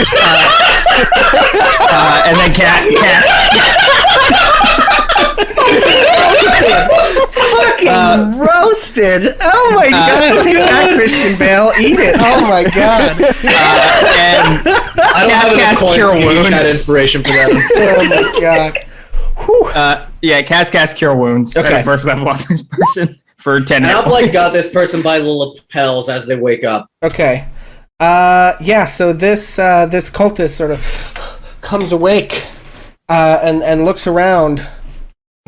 What's happening? And I'm gonna glare into their face from behind that mask, that dumbass hood. Okay. And I'm gonna say, the Grey Fox will cleanse this city of its rats. Are you a fucking rat? Doesn't look like a snitch to me. Cass leans over his shoulder and says, "We're here for the rock. We just want the rock." I'm a person. Who? Is that like a metaphor? I failed common class and literature when I was in school. I'm gonna shake him a little bit harder. Who are you and why are all these people here? She says, what is her name? Does it tell me a name? Give me 1 second. I have to. I think her name is Carrot Von Lipgloss. No, it's not Carrot Von Lipgloss. That would be a silly name if someone were to name something that. Yeah, if someone were to have the name Carrot Von Lipgloss. Who Not does the that? kind of name. Who names themselves that? I don't know. She says, my name is Vael. I sell flowers. I would like to roll an insight check Okay. on all of that because I don't know what a flower vendor is doing in this godforsaken place. Okay. Hey, I'm proficient in this. 13. Okay. You say Raphael? Like Raphael? Vial. But, No, okay, Vial. Vial. I mean, you get the sense that she really does sell flowers. That she, despite all the blood, there is a vaguely floral scent about her. What is a flower seller doing in a place like this with these people? She sort of points over to the pile of bodies over there and says, I got so wrapped up. He was my boyfriend, and I thought it was just like a club, and then I was kind of in over my head. A club? I never thought that they would try to kill me. We were just... The Castellaners told us to come down here and find this rock and bring it to them, and they'd give us more power. I'm gonna release her, and I'm gonna like drop her on the floor. I'm gonna stand over her, and I'm gonna say, "I better never catch you doing this shit in my city again. Get out of my sight." What is the? Who sent you to? Well, hold on. Who sent you to get the rock? The Castellaners. They're... and you can see, actually, anyone who wants to make an insight check on this this poor lady. I just didn't catch that word, and I wanted to know what it was. Yeah, Castellaners. Okay. 23. All right. So Mel got a Jacob, nat Mel. 20. So Cass, Mel, and Arlo. You are watching this woman's like worldview just crumble, right? Like, you can kind of tell that like she was sort of just along for the ride and didn't really understand how bad these people were. And like she is clearly in over her head, and she says, "We didn't even. They told us to come and pick up the stone, and then other members showed up and said that we were witnesses and we had to die, and they killed Oliver and Jan. Oh, fuck. Oh, God. Listen to me. I believe you. Go home before I change my mind. There should be a guard up in the head. they're having a panic attack. Like, you're threatening to kill them again after, and they're just like, at this point, just kind of like rocking back and forth and breathing heavily. And like, what do you mean by mumbling. They? Is there more than one of them? No, the Castellanters. This is the cult I've been investigating. Yes. Redbeard helps her up, does his best to get her to the door, foists her off on the guard, and says, "This woman is an innocent. Get her home." The guard looks at the woman covered in blood, and you can just see the like cogs turning in his brain, and he's just like, you know what, this is not fucking worth it today, and he takes her off away from this place. He found it out, and by God, he's taking it. Really, just going hard on the traumatized young woman, huh? Just really not taking it easy on her at all. Arlo would like to search the bodies. Okay. Especially these guys right here. I don't think they actually have basically anything. They've got these two have the two guys there have daggers. The other guys had scimitars. Other than that, they don't have any identification or even really money with them. We could have asked her where the Castellanters were. Redbeard does go ahead and decal before talking to that guard, by the way. Like, on his way up the stairs, just like folds that hood back. Like, but yeah, so you search the other bodies. They don't really seem to have any loot or anything. I feel like we should have asked where the Castellanters were. Because the Castellanters are a noble family, right? This is the Castellanter tomb. DM, do I know enough about the Castellanters to know, like, roughly where they live and who they are? I've been checking into them. You have heard. I got their name like in my first downtime, so I feel like I've been like paying attention there. I don't know if you know the exact location, but they have a house in the C Ward. The Castellanters have a house in the C Ward, and they seem to be involved like a villa. With the store that stole the voice of the bard. I know who knows where they are. Some weeks ago. Do I know whether or not they have any connections to either the Zentarum or the Xanathar's Guild? Not that you're aware of, no. Then I will relay all of that information to Cass. I know that they have a homestead in the C Ward. And it's whether or not they're directly involved in any organized criminal activity in this city, I haven't been able to determine yet. But that woman, I doubt she knows anything. If she was just caught up in this because of her boyfriend, I doubt she knows anything that I don't already know. All right. Mel, did you say you see something? Sorry, go ahead. That woman that wanted us to join Force Grey, she's got a lot of power. She's got a lot of knowledge. Would she know what that rock does? Should we take it to her?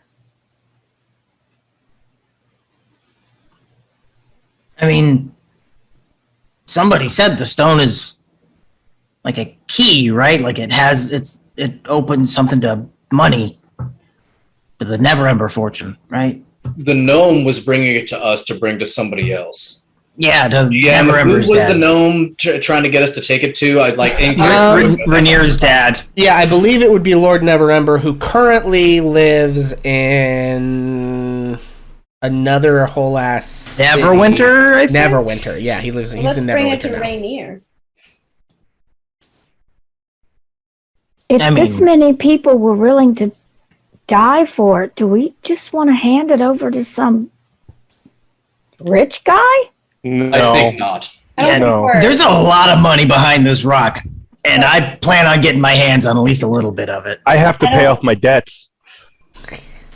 I don't think we should give it to Rainier. I think we should let him know that we have it. No, I don't think we should let no one know that we have that.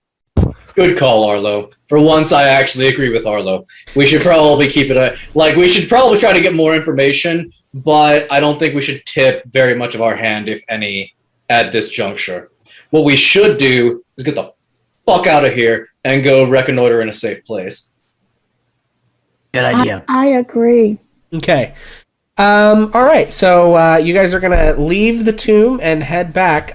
What exactly is your plan for getting through the streets covered in the stench of blood and death? Is there a plan? Prestidigitation, baby! I can prestidigitate everybody. There you both have prestidigitation, so we are just gonna clean right the fuck Well, up. Mel has As it if too. it'll be just like those people never died.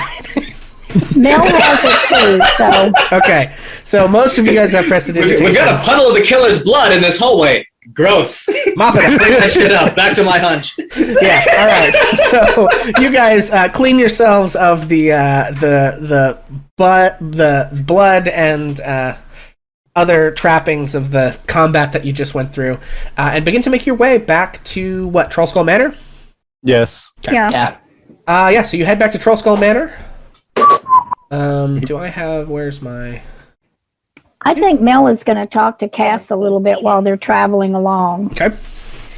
And Mel's just going to say, Cass, there's so many dead bodies, and do you really want to keep that thing? I think it's probably pretty powerful and pretty bad.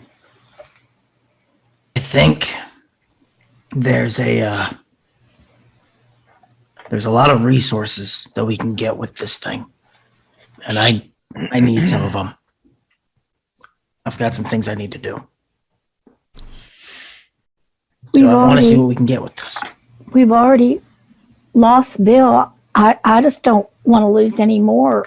This is kind of starting, I think it's starting to feel like a family to me. Yeah. But whatever you say. Yeah, I've been thinking, actually. And I think I'm just now kind of processing the fact that we could actually die doing this. And I'm not a huge fan. I don't know if I want to keep this up after we're done here. Yeah. Agree. Yeah. I don't know. We'll figure it out. Cass keeps walking. Okay. Okay, so you guys make your way back to Trollskull Manor. What do you do? Redbeard is going to set the stone in the middle of the table. I imagine they have all circled around. Probably not in the tap room, probably in like the basement somewhere. Does that seem reasonable to everybody? We've got like the poker table in the den. Yeah, that. Yeah, right here. And now that I actually have this object in front of me, I would like to make an Arcana check. Okay. I can't cast Identify, but I know like a little bit about this rock from what Beatrice has told me and from the little like bits of info that we have, and I have eyes on the rock now. So with a 14, what do I know about this object? It is very magical.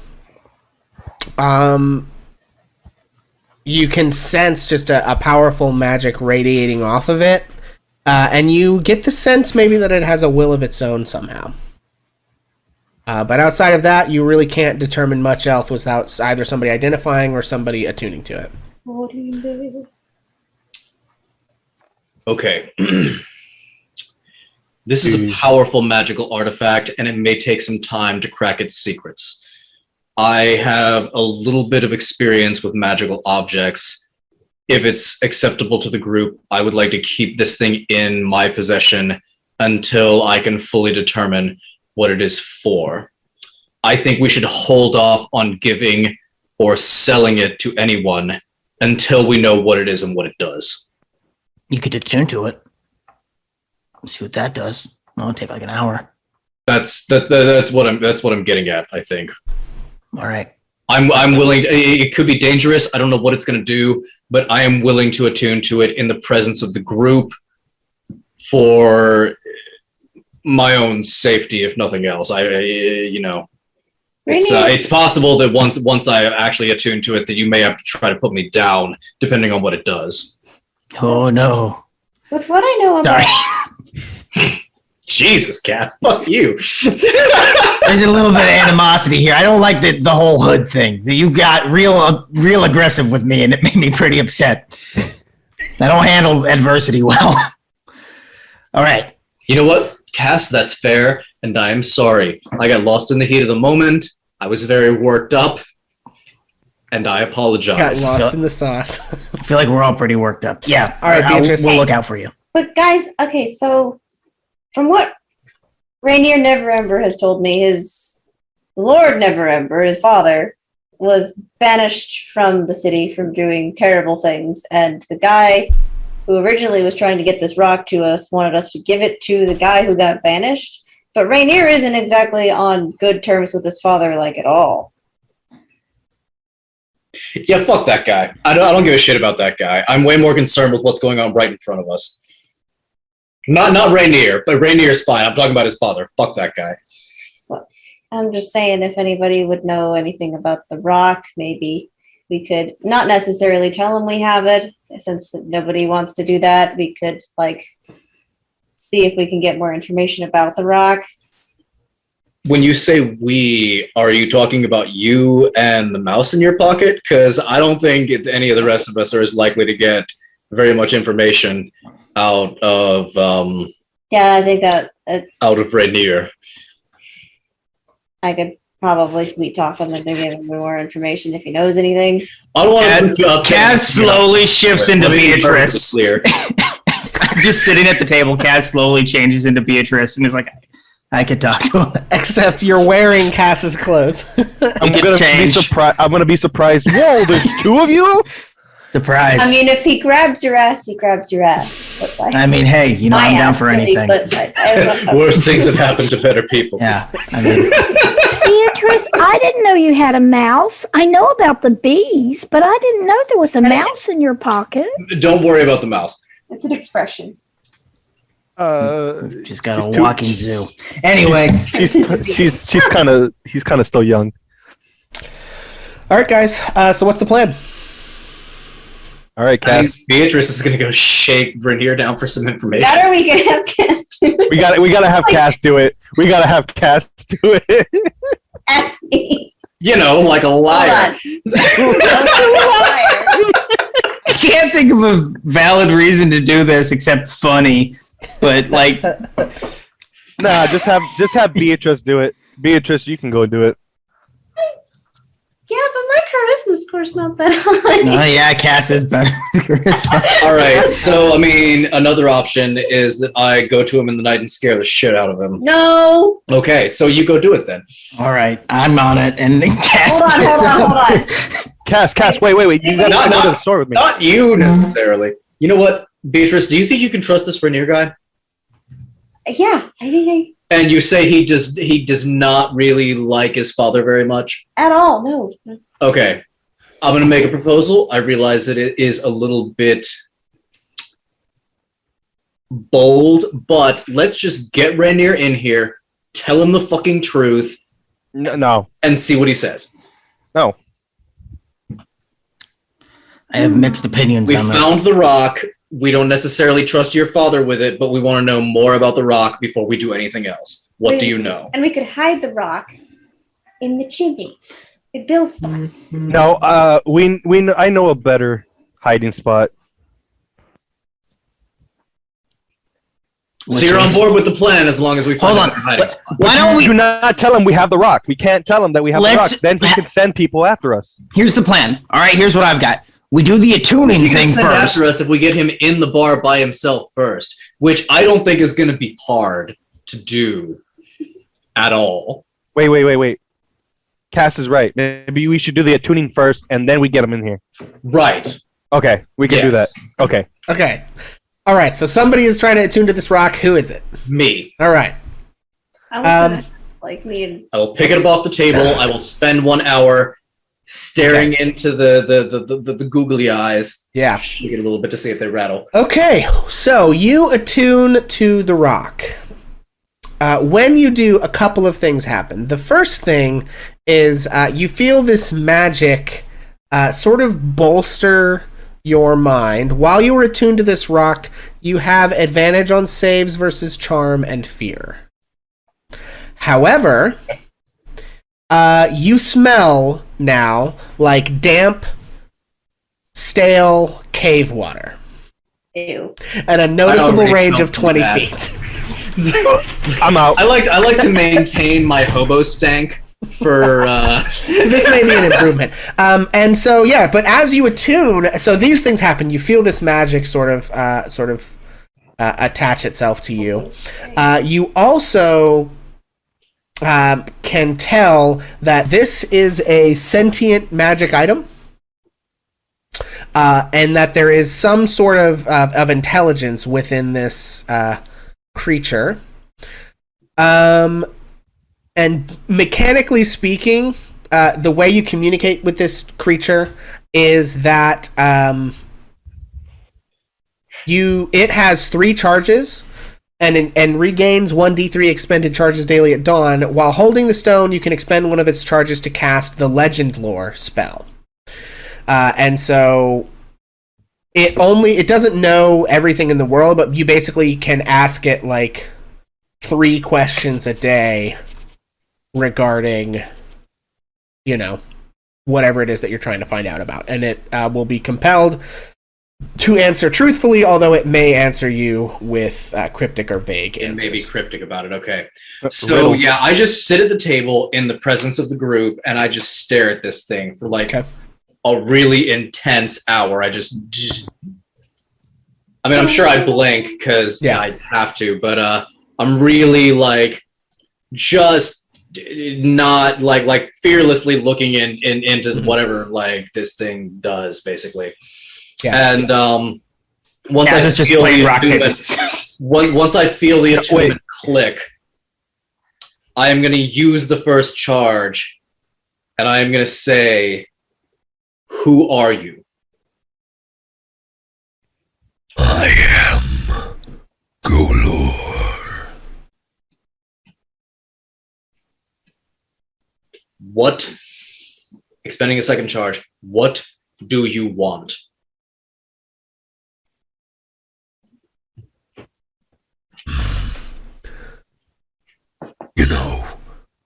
No one has really asked me that in a very long time, and I'm not entirely sure anymore. How do you feel? I may be having a bit of an existential crisis now. Shit.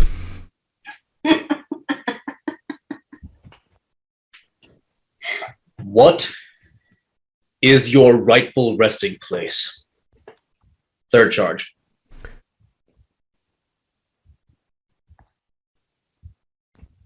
Only the worthy may attune.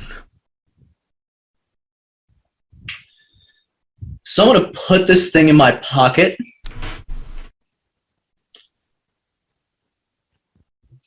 And I'm going to say to the group, I really think we should probably, now that we have the magic rock, I think we should probably mostly focus on Manchun now.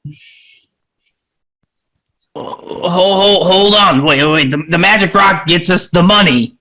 The money gives us the resources to fight. You know what? You know what, Cass? I will get you your money. Don't worry about the rock. We should really be focused on Manchun. That's the next big obstacle on our whiteboard, right? The fuck is a whiteboard? I don't fucking know. Yes, you do. No. So, yeah, I think we should be, You have a split personality. Did we hear this rock talking? No. Okay.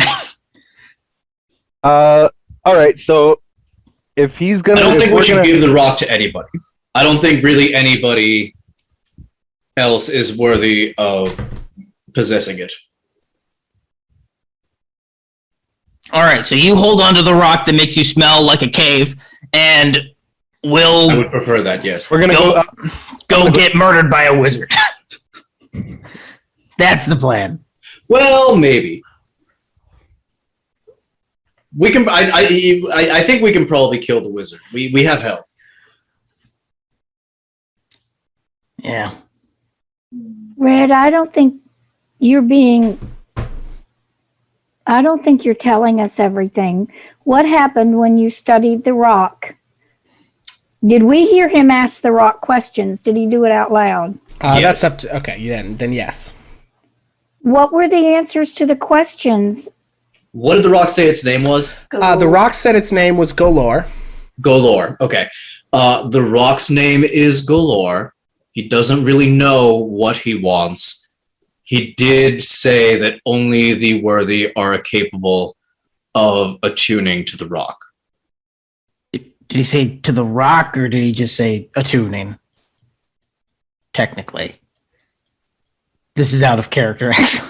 Yeah, the question was, what is your proper resting place? And the answer was, only the worthy may attune. But it let Gray attune. The long and short Gray of it is the rock's name is Galore. I will try to find out more about that as I can. The rock does not know what it wants, and the rock is comfortable in my pocket for the time being. And I think we should basically leave it that way. Until we come up with a better plan. I am open to suggestions. Arlo's not going to question this. He's just going to go back to his room. I'm tired, and I want to go and take a rest. Red, Right. I think we need Cass.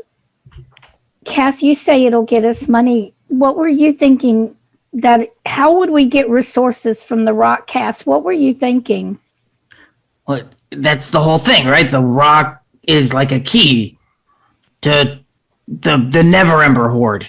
That's what Rainier talked about when we saved him from Xanathar's in the first place, in that warehouse a couple of months ago.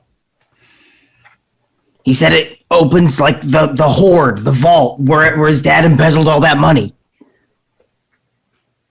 But we don't know where that vault is. Does Rainier know? We could ask him. I wouldn't ask, Beatrice, I would not put you up to asking Rainier a question like that, but I can tell you by tomorrow morning, I can know where the vault is. How? With my magic powers. No, that's not an explanation. We live in magic world. Everything is magic. So there's that a deeper is explanation 100% here. explanation. No, there needs to be a deeper, more in-depth explanation here, right? You can't I'm pretty sure the rock will tell me.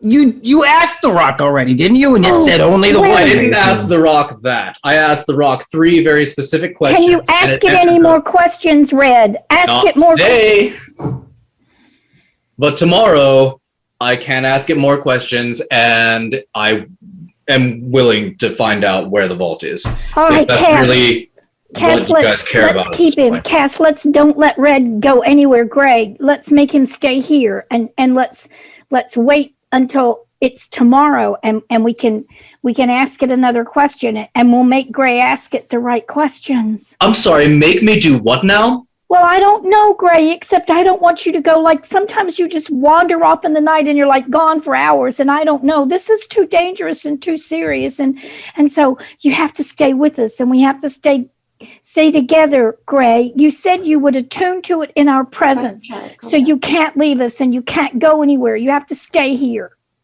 And tomorrow, you have to let us help you ask questions. So we ask different questions, maybe. Let's be clear here. I don't have to do anything. All right? Now, if you want to ask me to do something, that's fine. Gray, you said you would attune to it. You're not going And I to go and you won't go anywhere, will you?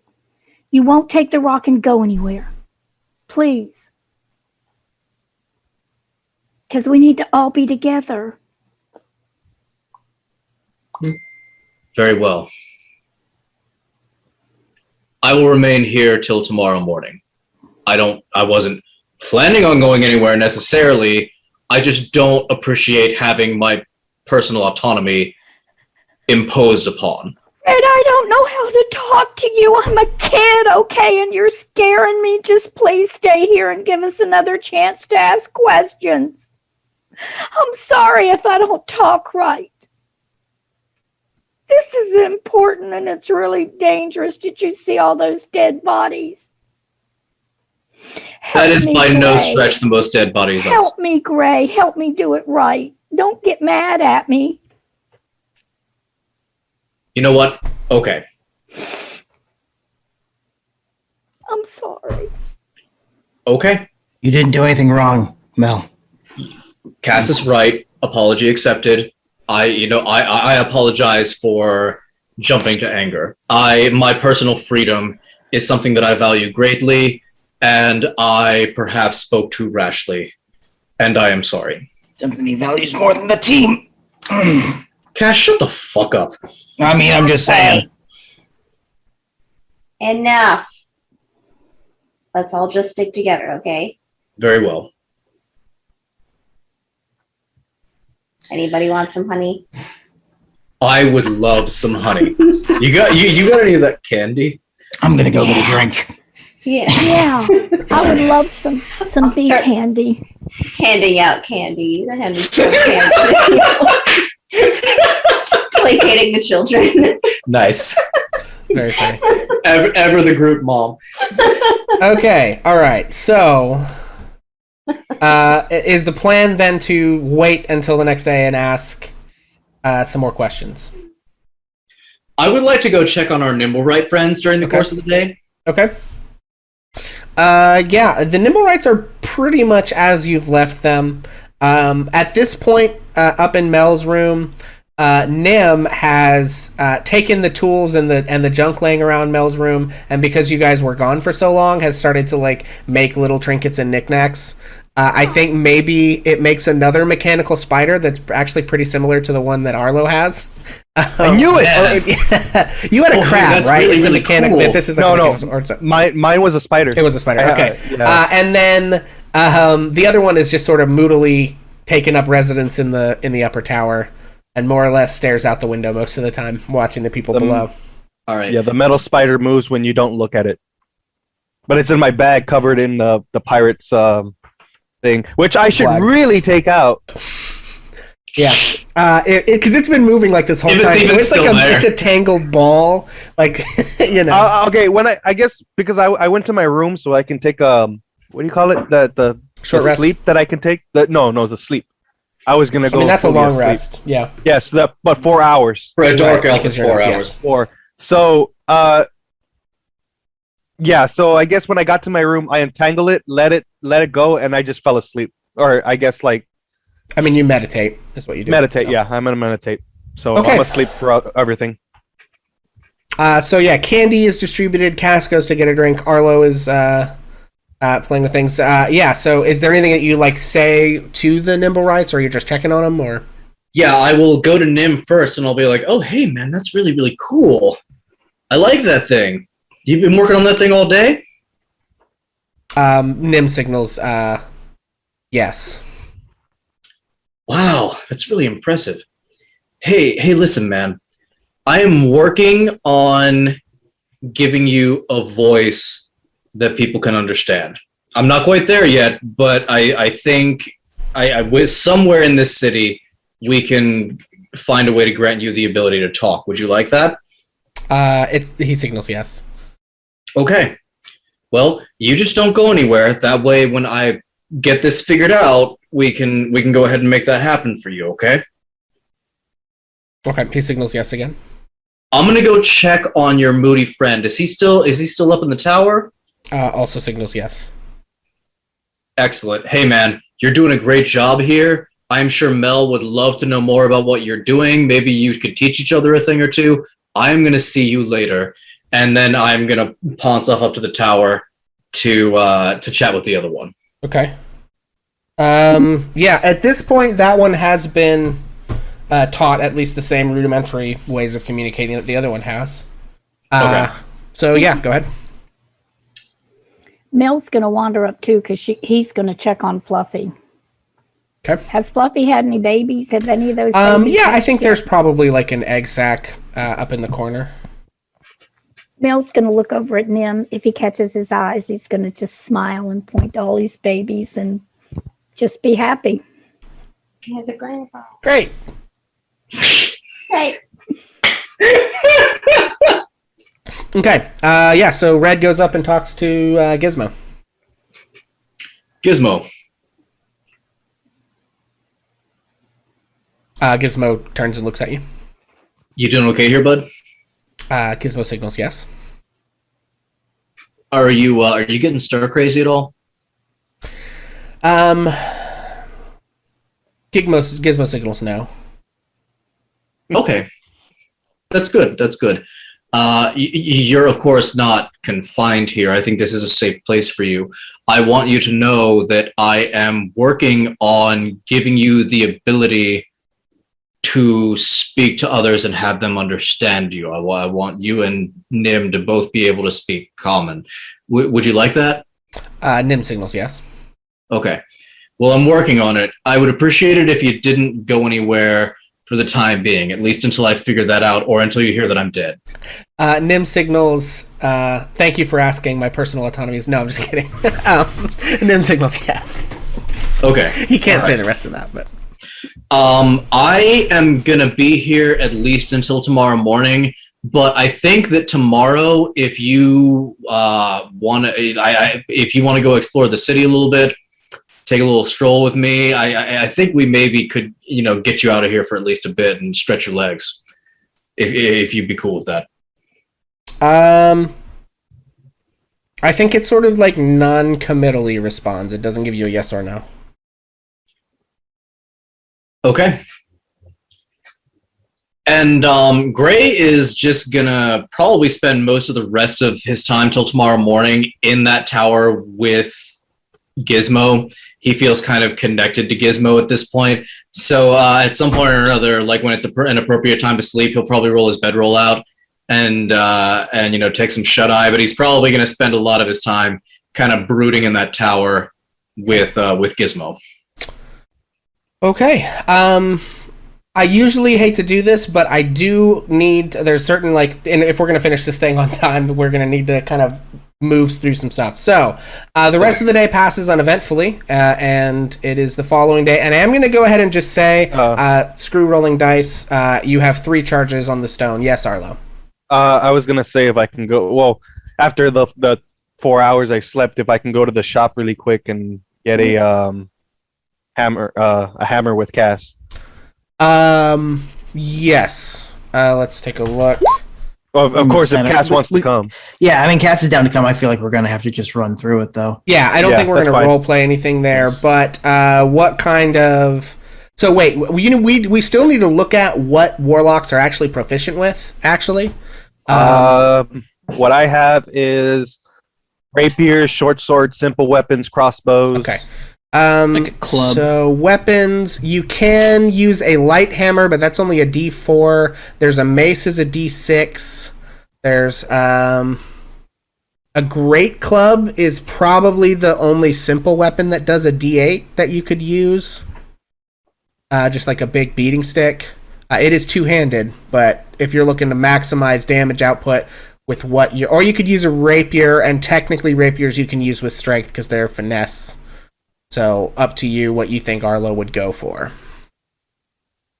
Either the great club or the... I look at Cass really quick and I said, do you think the great club or the rapier? I mean, do you want to bash or stab?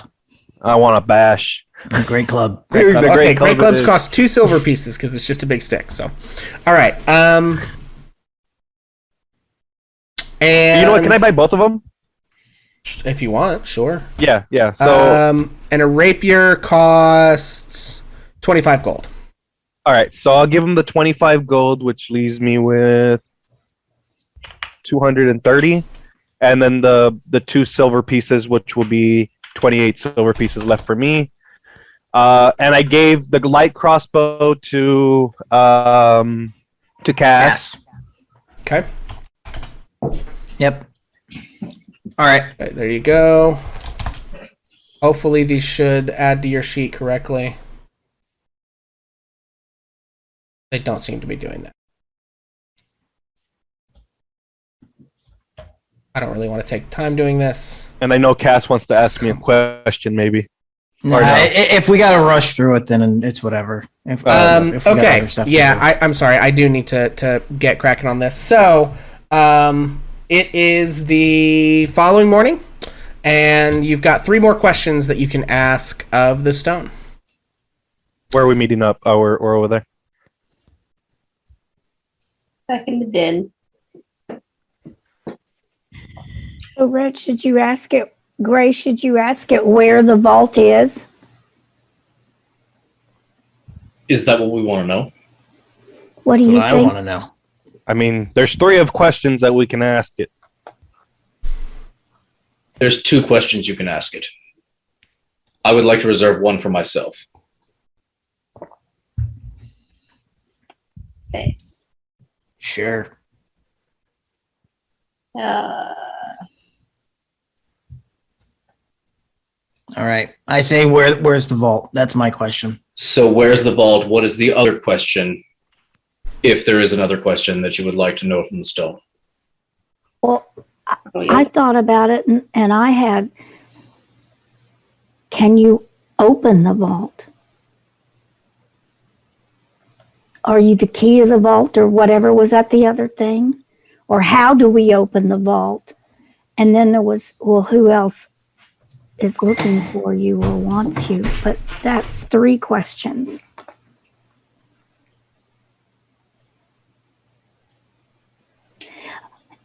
And what's between us and the vault? I guess that's 4 questions. Are we going to get into all those dead bodies? Like who's guarding the vault? Let's just do where's the vault? And are you the key? Where's the key? No, who's guarding it? We need to know that so we can be prepared.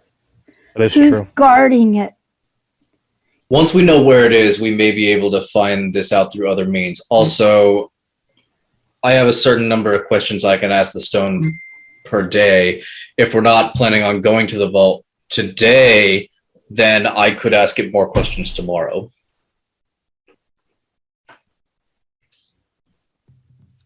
All right, hold on. All right, here's what I'm thinking. Where is it? What guards it? And then your question. And if you have another day, you can ask your question tomorrow. What guards the vault? We have to know that or we're going to end up like in a room full of dead bodies and all that blood again. Or something's going to come at us and we're not going to be prepared.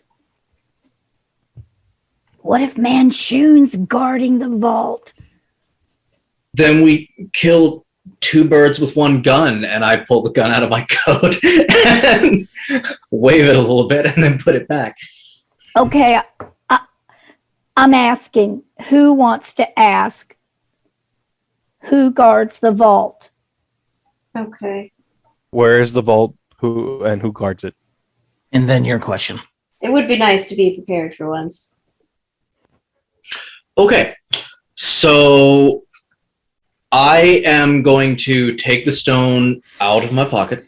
I'm going to stare into the various eyes that are on it, and I'm going to ask, where is the vault that contains the Never-Ember Fortune?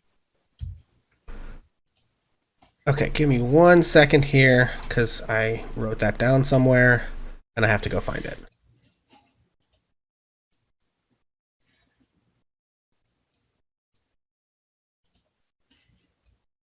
Oh, why? Sorry, guys. 1 moment.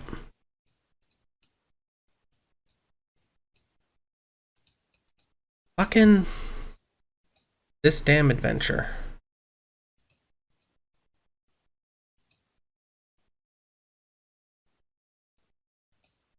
Okay. So say that question for me again.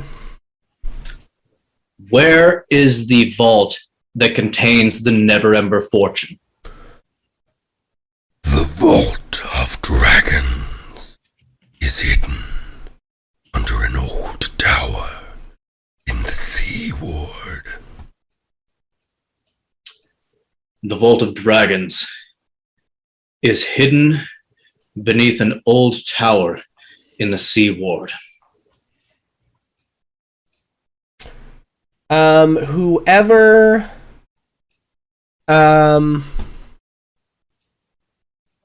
Is the Sea Ward a different place from the Dock Ward? Yes, the Sea Ward is north of the Dock Ward and is a much nicer part of town. Can Cass use his encyclopedic knowledge of every tavern in the city to kind of like suss out like, oh, I've been in this area, and maybe when I was drunk one night as Ozymandias Buckshank, I noticed some like big tower out in the Sea Ward. And as urchins, I feel like maybe Mel and or Red may also have some inkling as to where he's talking about. Yeah, so there is a well-known kind of dilapidated tower in the Sea Ward. It doesn't really have a name, but it has fallen on ill repute the last kind of little while. And so you think that would be a good place to start looking. Okay. Both of you, yeah. The next question I'm going to ask it is, what are all the safeguards protecting that vault? I am the first safeguard. Those who are not worthy cannot remember ever having had me. I open the door. The guardian of the vault is a gold dragon known as Orinax.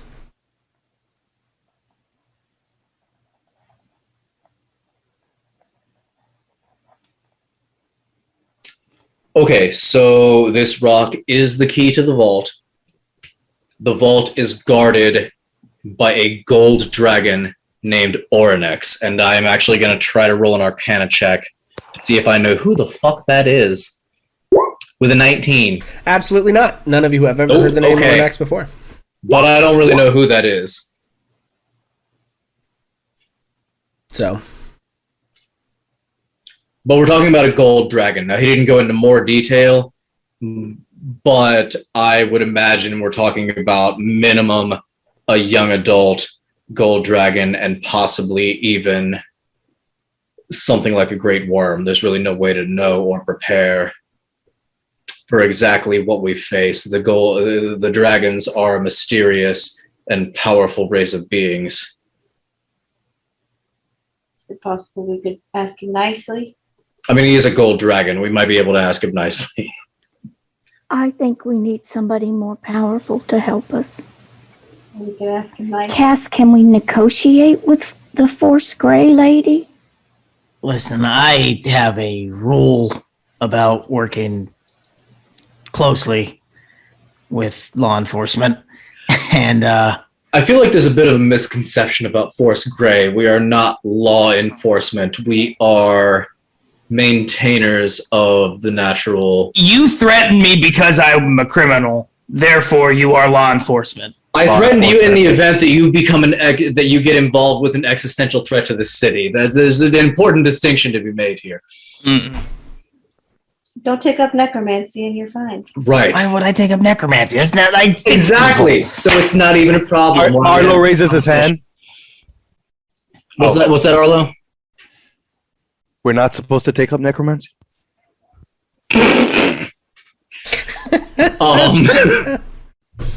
I teleported bread.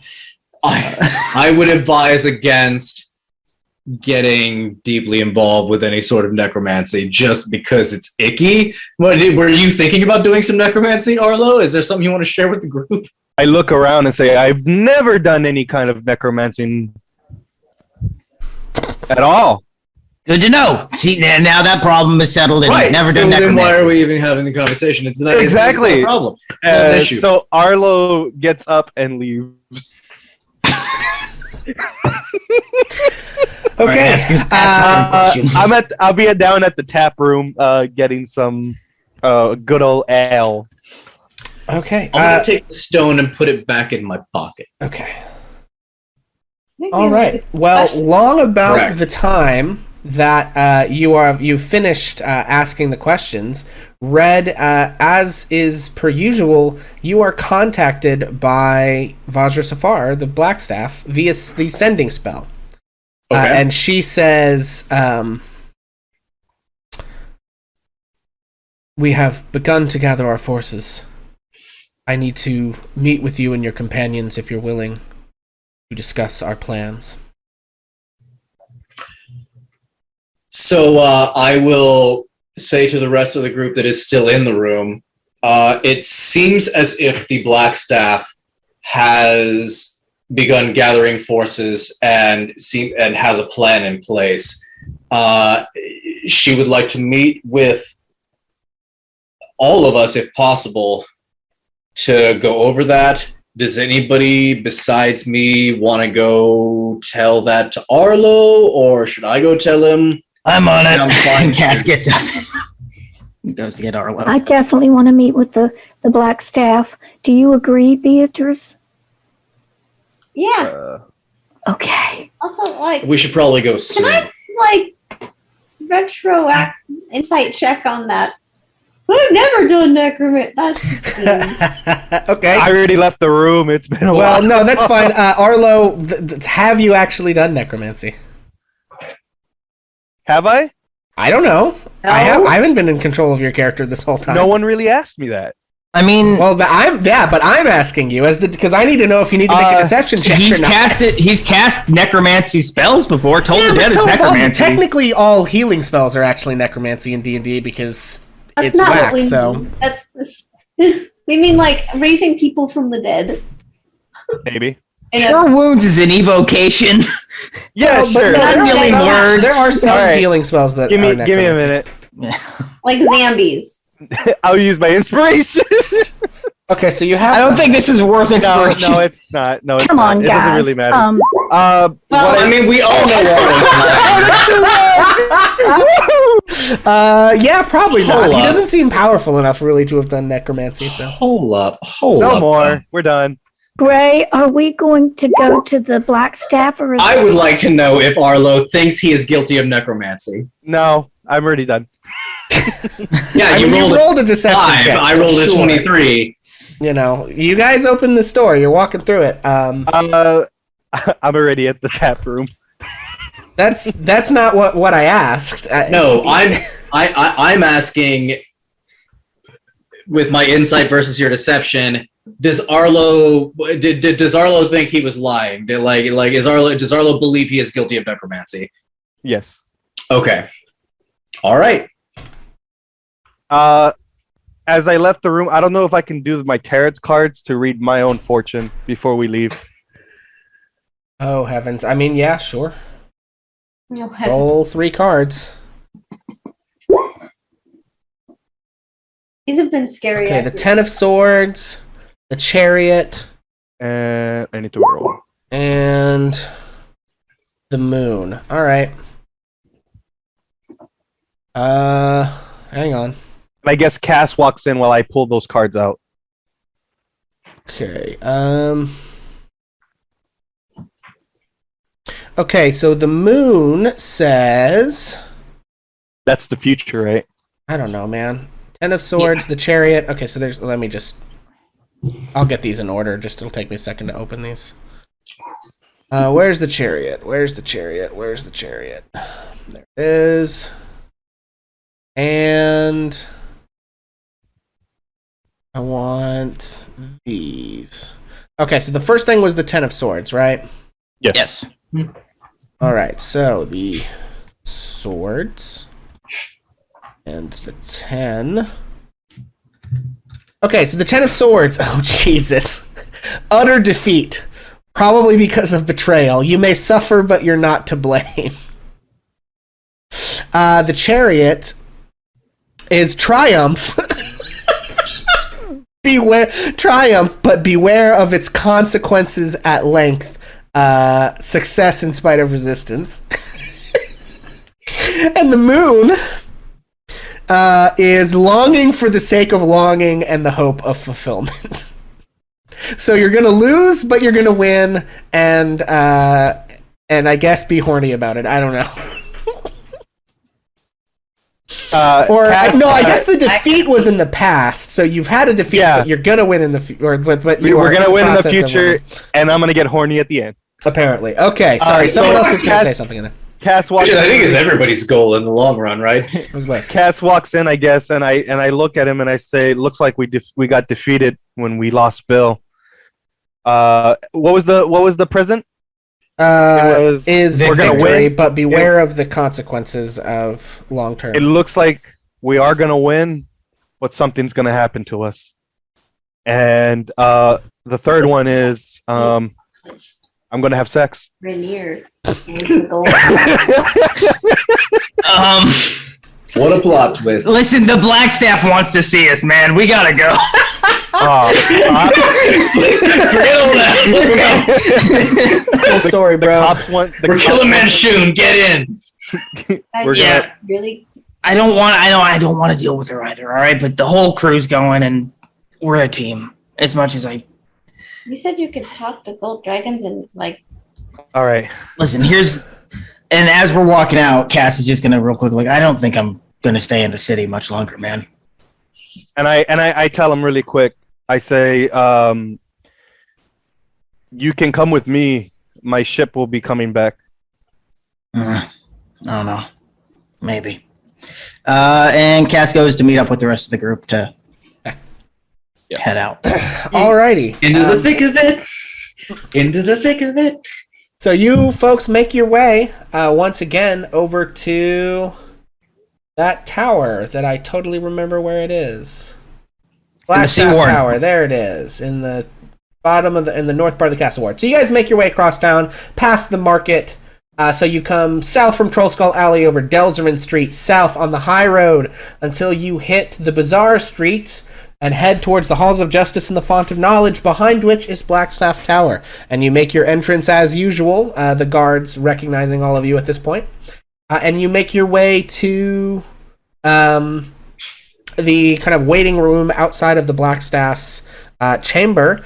When you arrive, there is sort of a reception person who gets up and goes into the room, and the person who was in the room is sort of ushered out, and you guys are ushered in, and you find yourselves once again in sort of the Blackstaff's office, with, there's like a plush couch in one corner and a big desk. There are a couple of chairs in front of the desk, and there are just walls of books and scrolls, and leaning up against the wall behind her is the Blackstaff. And she sort of welcomes you all in and says, Redbeard, Beatrice, the rest of you, welcome. Let me start by saying I heard about what happened to Bill, and I'm sorry for your loss. Yeah. And she says, before we get started, how have you all been the last couple of days? Busy. Tired.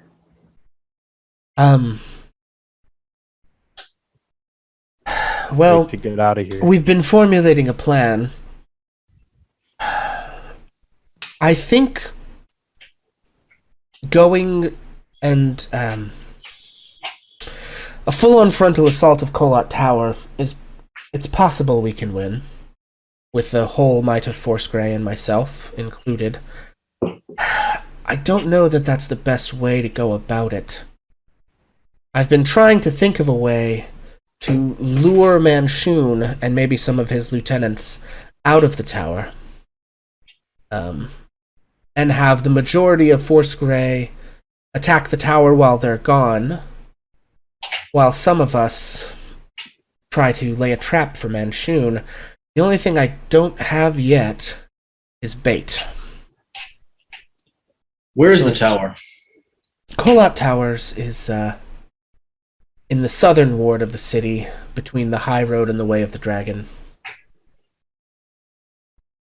We're gonna have to use the vault. So it's not in the Sea Ward. No. The fall. I see. Yes, tell him. When you say the Vault of the Dragon, can you elaborate? I'm not sure that we've spoken about this before. I just might need a little. I don't think that she didn't say anything about the Vault of the Dragon, did she? She said the way of the dragon. The way of the dragon. The way of the dragon. Right. The way of the dragon is a road. In the southern ward, the two big roads are the High Road and the Way of the Dragon. The Way of the Dragon demarcates the barrier. It's the road on the west side of that is the dock ward. On the east side of it is the southern ward. Okay, so then what I would say instead, having probably you would know that you live not too far from there. I don't think. So you mentioned the Way of the Dragon. Have you, Lady Blackstaff, heard of something called the Vault of the Dragon? She sort of thinks for a second and says, only in rumors. I believe they say that the former Open Lord, Dagult Neverember, embezzled quite a bit of money from the city and supposedly hid it in some vault hidden by powerful magic, but I myself have never detected any such thing, and I think it's probably an urban legend. Why? Cass, Beatrice, Gray, tell them what you know. No. We're gonna have to use it, man. If we're gonna get Manchun. Beatrice, Are there any rumors? Are there any rumors about what besides money could be in the Vault of the Dragon? I mean, not really. Most people focus on the money.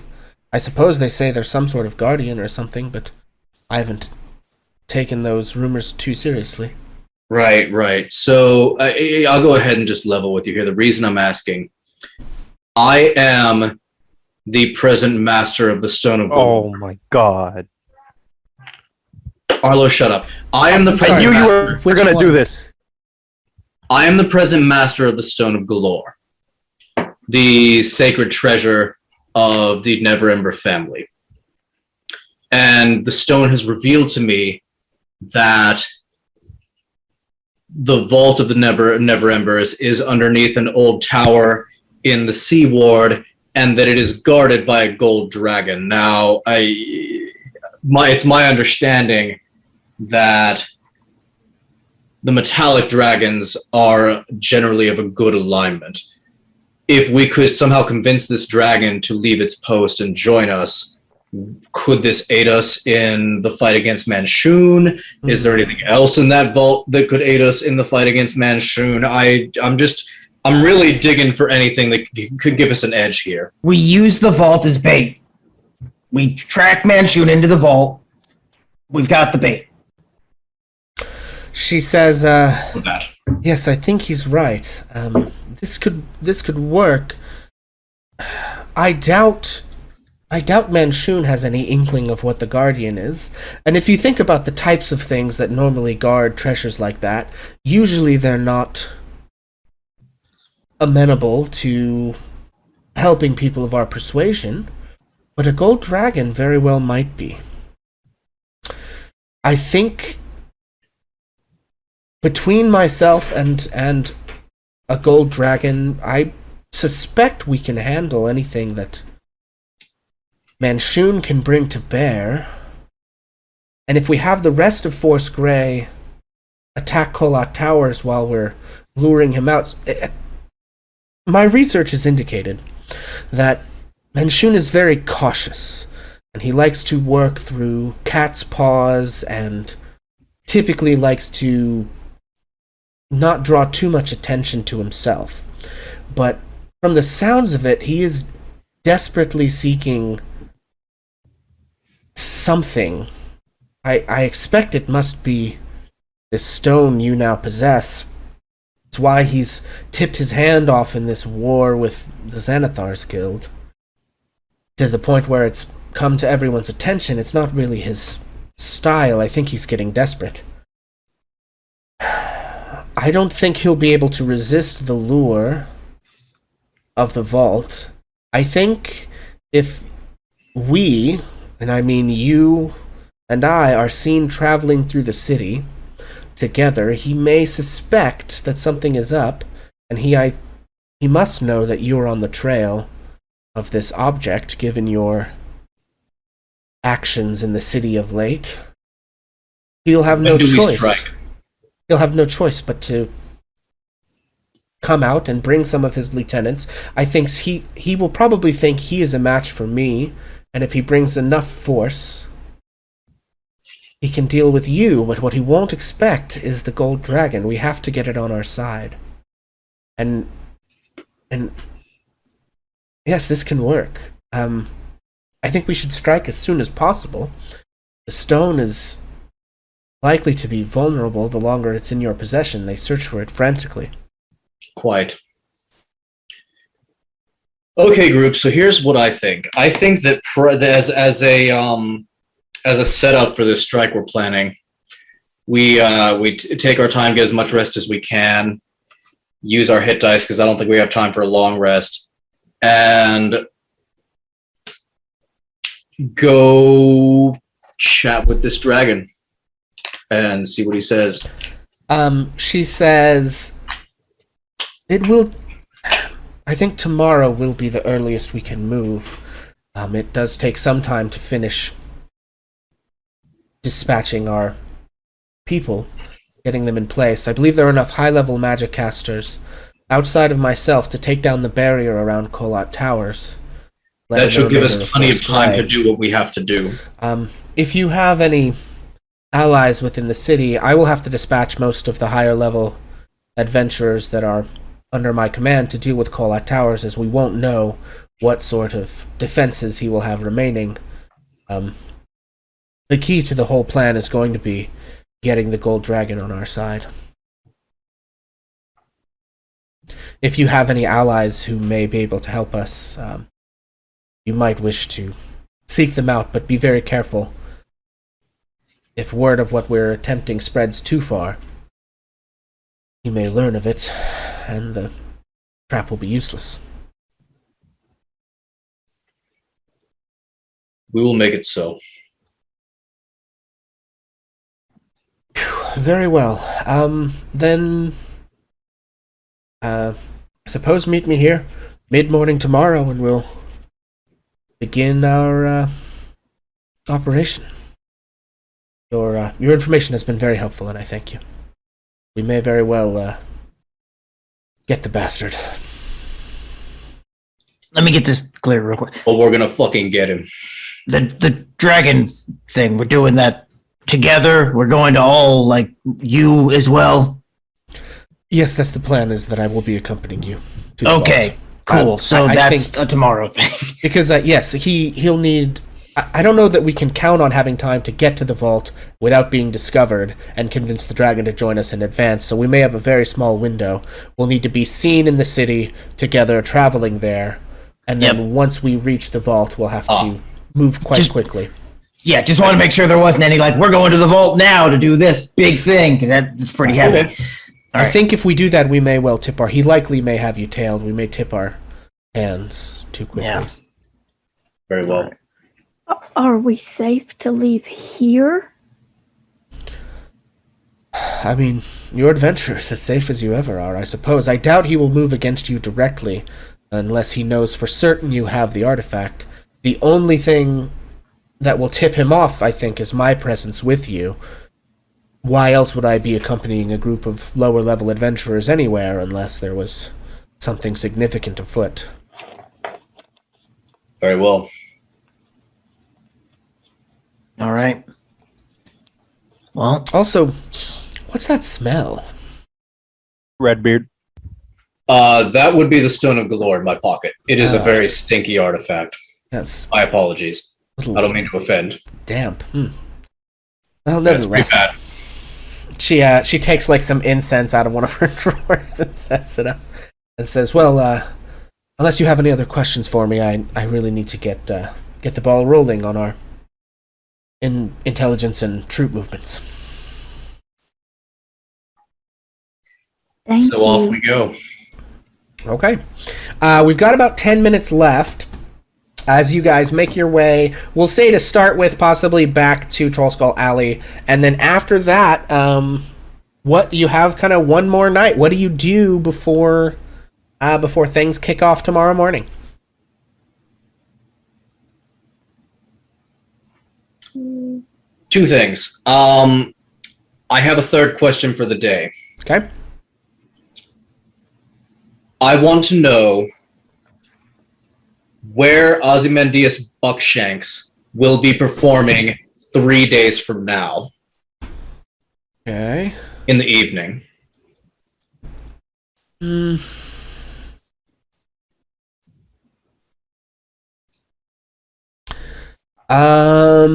me look at this.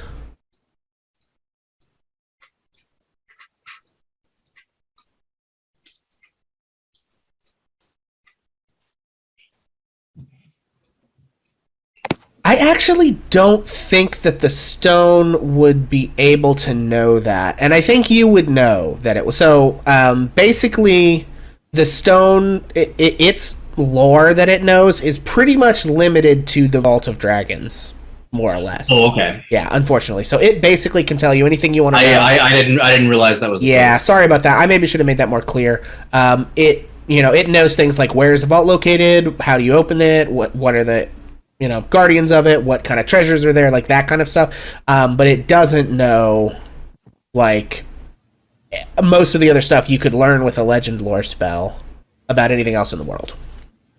Okay. Sorry. Then I would like to just spend my time investigating that question.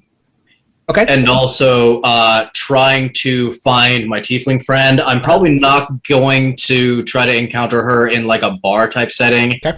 Because I stink of high level magic right now. So I instead am going to be trying to like send word to her to like meet me somewhere and see if I can enlist her and her friends to help us in what we're about to do. Okay. Sure. What else do we have? So we've got finding out about Oz. We've got looking into the tiefling. Anybody else? Cass wants to approach Davil. Okay. To get like his assistance because he knows Davil's in this civil war with. Gotcha. Manchun. Okay. Anybody else? Cass would also like to talk to Mel at some point if we have time, but if we don't, that's fine. I mean, we can go a little bit late if we need to. Mel was going to see if anybody wanted to go to the yawning portal. She was going to go to Bonnie and give her a very vague idea of what's happening and get up her courage and just tell Durnan that she wasn't going to be able to work anymore. Okay. Sorry. So that was Ozbuckshank. That was Penitence. Cass wanted to go to Davil. He wanted to talk to Mel. Mel wanted to go to Yawning Portal and talk to Bonnie and Durnan. Was there anything else? I have to talk to Yargra. Arlo wanted to talk to Yagra. Beatrice?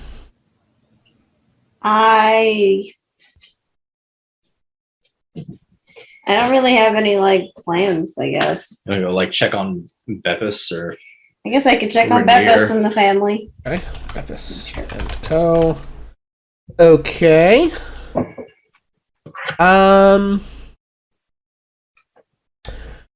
Okay. Well, I think I'll take Davil, Mel, and Arlo first because that can all happen at the Yawning Portal in sort of one swoop, and then we'll grab everybody else. So, let's start with Davil and Cass. So, Cass, you and and Arlo and Mel make your way to the Yawning Portal, and it's kind of split up once you get there.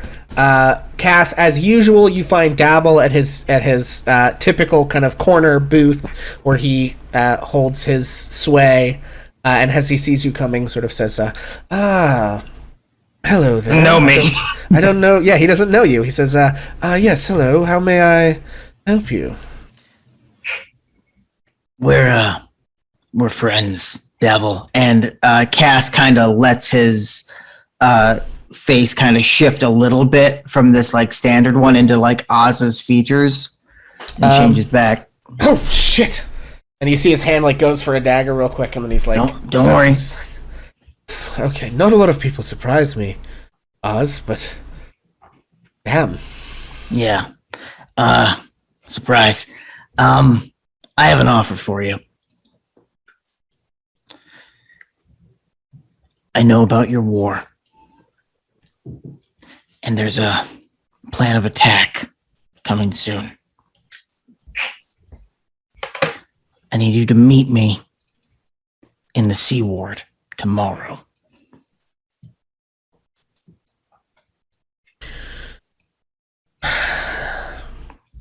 You'll How know do I me. know this isn't a setup?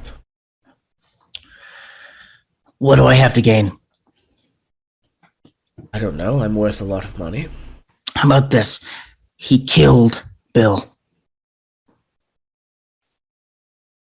I wonder why I hadn't seen that crazy bastard around. I don't want anything from you. I don't want any money. I don't want any more work. I'm just giving you an offer. Regards you with suspicion and says, I'm always leery of people operating out of the goodness of their hearts. I'm not I think acting out of the you're- goodness out of I my think you're heart. trying to use me. Oh, yeah, absolutely.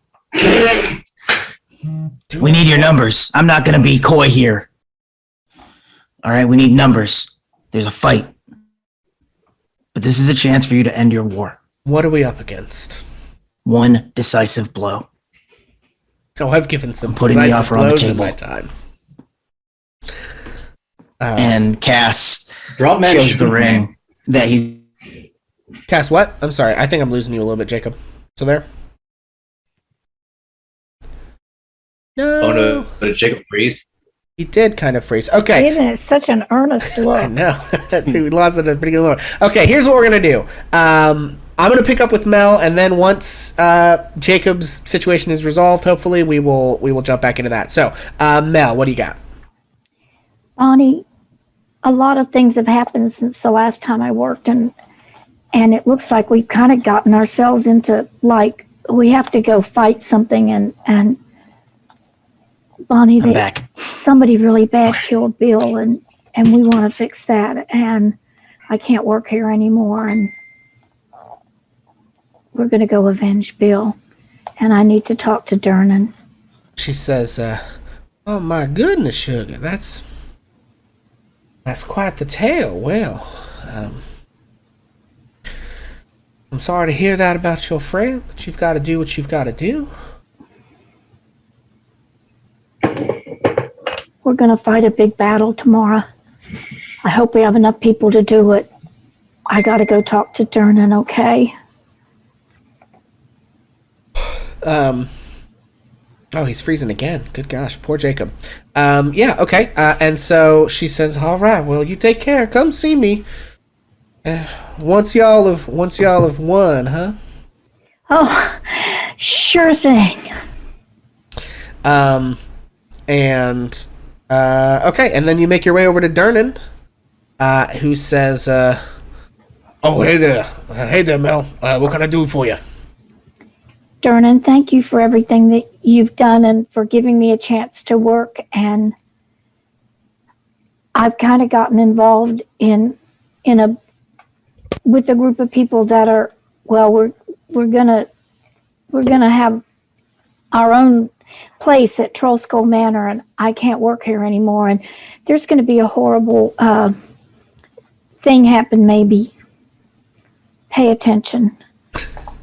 Yeah, he says, I'm always paying attention, kid. Listen, I knew you had the adventure in your blood. Like myself. And he sort of like gestures to the giant greatsword behind the bar and says, well, thanks for your help. You take care of yourself out there, huh? Thank you, Dernan. And Okay. he scuttles away. All right, She and scuttles away. we'll zip back over to Davil. You were in the process of saying something to Davil and you got cut off. What was that? Oh, you're muted. You were in the process of unmuting yourself and then saying something to Davil. Yeah. So Cash just. What was the last thing I said? Oh boy. Davil said something about giving him being used to giving decisive blows, and the last thing I remember was about a decisive blow. Yeah, Cash is saying, this can end your war right here. One decisive blow, and everything's done.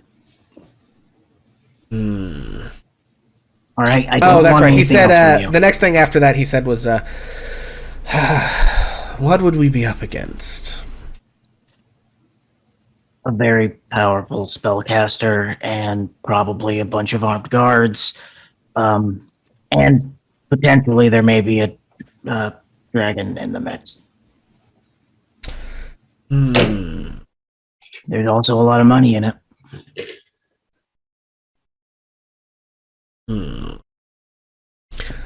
So it's Manchun, is it? I mean, I didn't want to say names out loud. You never know who's listening. Yes, well, anyone listening within earshot of me has either had a blade stuffed in their ears or is on payroll. So, I'm confident in our abilities. Well, I'll take it under advisement. If you're there, you're there. If you're not, you're not. Indeed. You'll know me by this ring. And he shows a signet ring of an imaginary duke. He sort of looks at it and nods. Very well. I'll find you. And he gets up and he walks away. Arlo.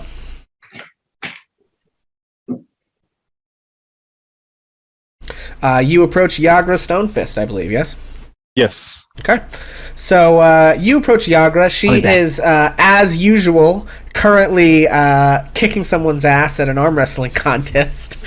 And she sort of like slams, and there's a few circles of people around, and she like raises up, and somebody hands her a tankard of ale, and she just like takes a big old swing, and sort of like, you gotta wake up earlier than that. You're always beating up someone, huh? Well, people are always bitches, Arlo. Why is they bitches?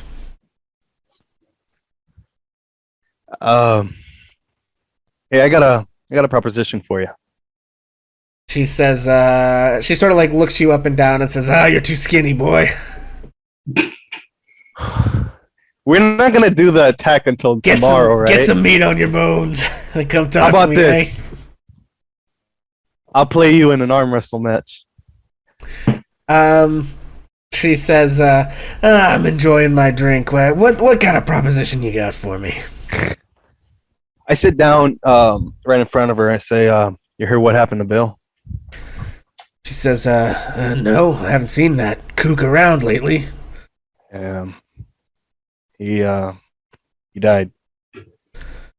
Shit. Well, it's bound to happen sooner or later. He kept screaming and running at shit bigger than him.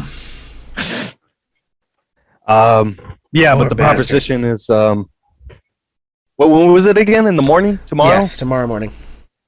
Tomorrow morning, we're going to be going to the C ward. We're in a fight with someone, and I would like to know if you'll be able to help. Well, she says, well, you know me. I'm for rent. I understand that. How much are you thinking? What are we up against? Does the name Manchun ring any bells for you? You see a brief glimpse of recognition pass across her face, and she says in a sort of like stilted way, "No, can't say as it does." Do I take an insight check on that? You don't even need one. No, she's clearly trying to like double speak at you that like she did recognize that, but she doesn't want to like broadcast. I say, look, you can't lie to a gambler. She says, she leans in real close and says, "Ain't you I'm lying to? We don't know who's in earshot here, bud."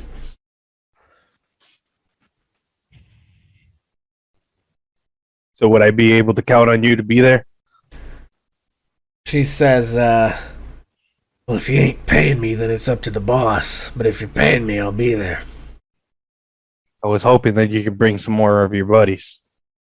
She says, well, like I said, I can speak for myself, but the boss calls the shots around here. You know that.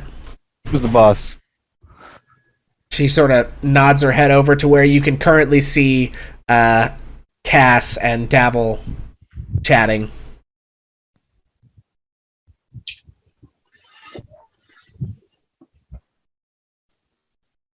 So would you try to be able to convince him? I mean, she says, I was as fond of Bill as the next gal, but, once the boss sets his mind one way, he don't change it often. Were the gals fond of Bill? Maybe. Hard to say, but probably, really. You know what they say in Faerun, it's the crazy guys with mommy issues that are the best in the sack. Is that what they say in Faerun? Is that what they say? It is, yeah. All over Faerun. It's a well-known maxim. It would be auntie issues. Okay. Auntie issues, yeah. Oh, right. She says, look, I'll give you a discount if you're hiring me, but the rest of my boys are up to the big man. How much? She says, it's a hell of a fight. 50 gold. 25, and I beat you right here with a arm wrestling contest. Okay. She says, pipsqueak like you, sure, you're on. I flip the coin. She says, wait, no, if you lose, it's 75. Deal. I flip the coin. Okay. All right, so you guys sat down to do your wrestling cheating match. bastard. Yeah. That's not cheating. You never said I could flip a coin. Okay, so we're gonna do the same mechanism that we did when Beast was doing it. So you guys begin in the center, and it's kind of like best of three to win, sort of. Not really best of three, but there's like three stages. There's center, halfway down, and to the table, right? So you start in the center. Okay. The first check, make an athletics check. You will have advantage on that roll. And you realize you're going to visibly morph when you flip that coin. That is true. You do visibly morph. That's fine. But I think she did already agree to it. Yeah, I think she just chuckles and says, "You crazy son of a bitch!" All right, and sits down and braces her arm. And let's go. Roll that first check. 18. She rolled an 11, so you start to overpower and push her halfway down. She doesn't have rage, does she? Okay. And so she grits her teeth and begins the next check. Second time. Let's go. 16. She got a 9. Damn, she rolled garbage today. So you bring her arm fully to the table, and she stands up and laughs and says, yeah, fine. And she says, the only reason I don't kick your ass for that stunt is because of my respect for old Billy Boy. 25 it is. I proceed to give her the 50. She takes it and says, all right, fair enough. Well, I'll see you in the morning. Try to convince your boss. So, that's all I ask. That's all I ask. If you can. Okay. What was that, Beatrice? I think Beatrice would want to go track down Rainier. Okay. Okay, yeah. So, did you want to do Beppis first, or Rainier, or what's your plan here? Maybe like pop in with like Beppis and the family just to make sure that they're all still okay. Like, if they gone back, are they still at the inn? Yeah, I think they are actually probably still at the inn at this point. I mean, you gave them 50 gold, which will last them. Even at a nice inn, that's like 50 nights, and they're probably not at that nice of an inn. So they've got a minute to figure shit out here. So, but yeah, you find them. They are probably like eating takeout out of little containers in their room. When you knock on the door, and so like you knock on the door, and you hear like a little noise as like the latch kind of like. And you see an eyeball before the door opens up into this little room. The sun is kind of shining in through the window that's thrown open, and you can see Beppis and Georg are like sitting like cross-legged on the bed with like a little kind of temporary container full of like noodles in their lap, and like slurping it up. And Beatrice has the chair at the little table by the wall, and she goes over and sits down by her food and like is like not Beatrice, Bella, is like blowing it off, and sort of like gestures you in the room. How you guys doing? Oh, you see Beppis sort of like stretches and cracks his like neck a little bit. And you can see Beppis is like starting to fill out a little bit. His eyes aren't as sunken. Some of the various bruises that he probably had have started to fade. And he says, oh, well, we're hanging in there. Enjoying a little lunch here. It's good to be free again. Yeah, just wanted to check and make sure that you guys were all okay. I'm about to go into a pretty dangerous fight here, and regarding some stuff that I probably can't get into. Although there's like a vault thing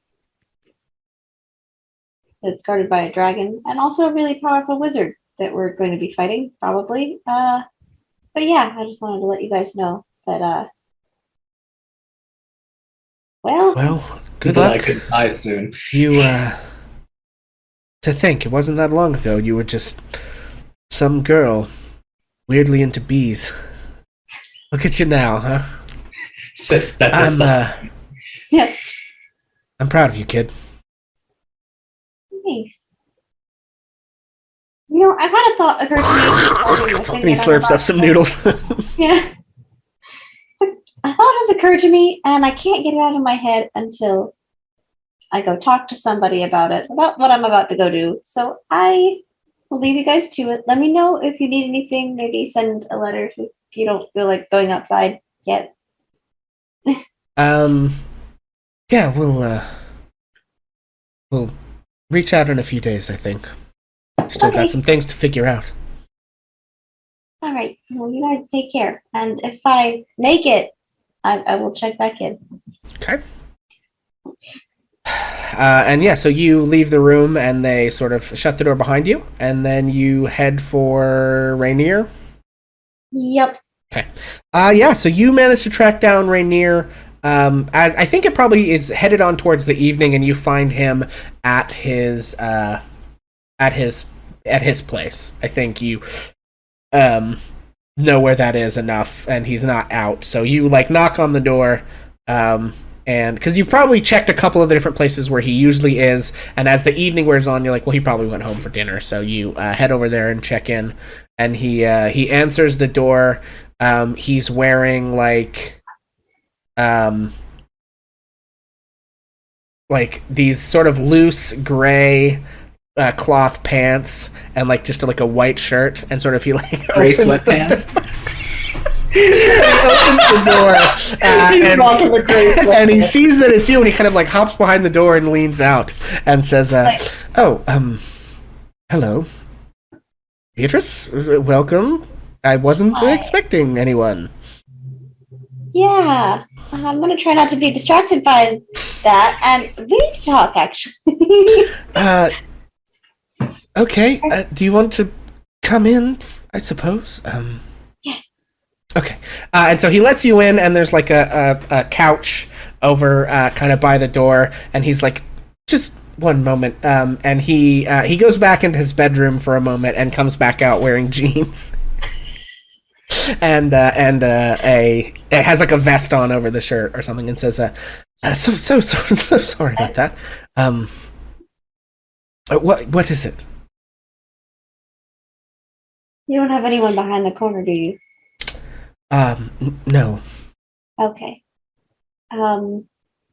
So, update on the whole stone thing. Yes. We have that. Oh my. Okay. And we're kind of using what the stone guards as bait for a very powerful wizard who killed our friend. Goodness.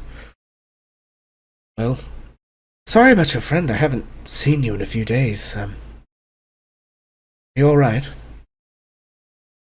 You know, I'll make it. I was pretty awful. But hopefully we're going to get revenge soon. You said before you're not on great terms with the Lord Neverember who got banished. No, he is a narcissistic, controlling dickhead. And if I never see him again, it will be too soon. Okay, good.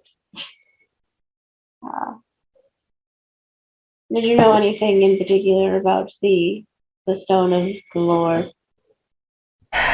He says, no, not really. Rumor has it that the stone was able to remove people's memories of the vault and of the stone itself, and that's part of how it was able to remain hidden. And so I myself don't remember anything of the vault itself or the stone other than what I've heard in the last few months. That makes sense. Well, to recap, it's guarded by a dragon, which we are also planning on. He sort of like tilts his head and he's like, I thought dragons... There's powerful magic in Waterdeep that protects it from dragons even crossing the threshold of the gates. And perhaps Father found a way around that. He always was a crafty son of a bitch. How would someone like him get a gold dragon on his side to guard whatever treasure he had? Well, dragons fucking love money. They love it so much. And so, if you're a rich son of a bitch, you can pay them to do a lot of things. I mean, you couldn't pay it to lay waste to an innocent village, but to sit in a room that's also filled with money for a long time and make sure nobody comes and takes the money, it was going to do that anyway. So, you know. I have a hoard you can't refuse. That's my guess, I suppose. It's given what I know of dragons and my father.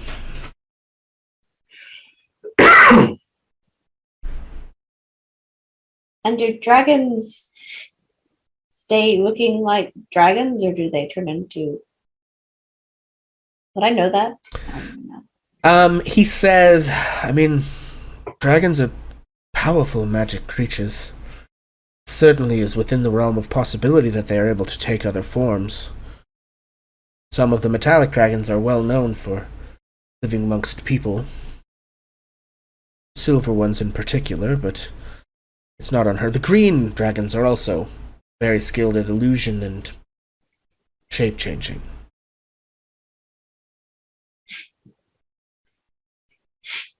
I don't know, I just got this weird thing in my head when I heard that it was a gold dragon. I was like, what if when you knew something about it? Would I know something about it?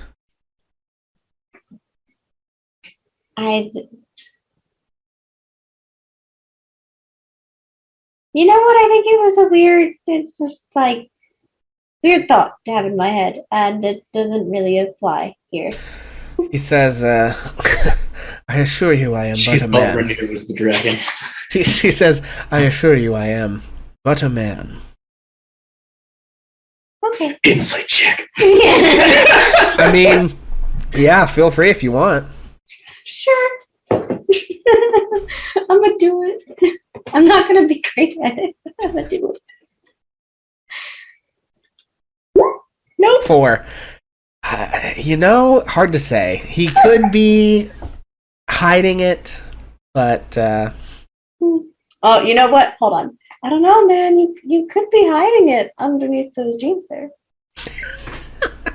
he says, Your NPC has permission to fuck my wife too. he's sort of taken aback and says, I mean, I am hiding something in there, but it certainly isn't scaly. Oh. She seems disappointed. Like, what do you mean it's not scary? Anyway. He says,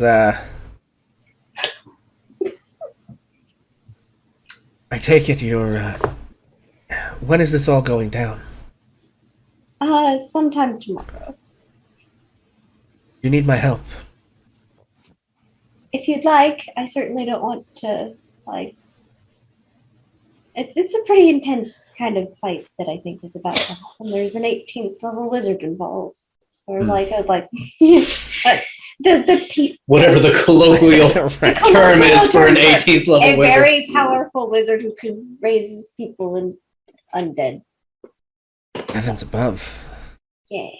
By the gods. Well, I certainly couldn't let a sweet thing like yourself just wander in there all unescorted.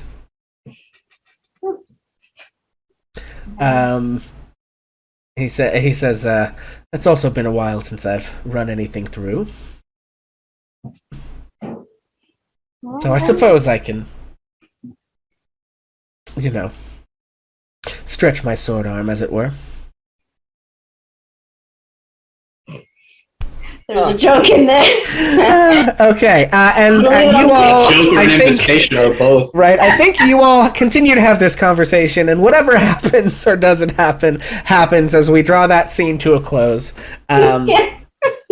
And, okay, and so Redbeard, you wanted to see if you could find out about Oz, Buckshank, and Penitence. So I guess let's start with Oz. Okay, so this is just like an investigation check, yes, right? Yeah, go ahead and just make an investigation check. This is the less crucial part of all this, so I won't be offended if I roll a 23. 23, okay. Yeah, you know that in 3 days, he is going to be at the... Stand by. One moment. Show me the bars, please. Nope. He is going to be at the Mighty Manticore, which is a tavern. Why can I not see?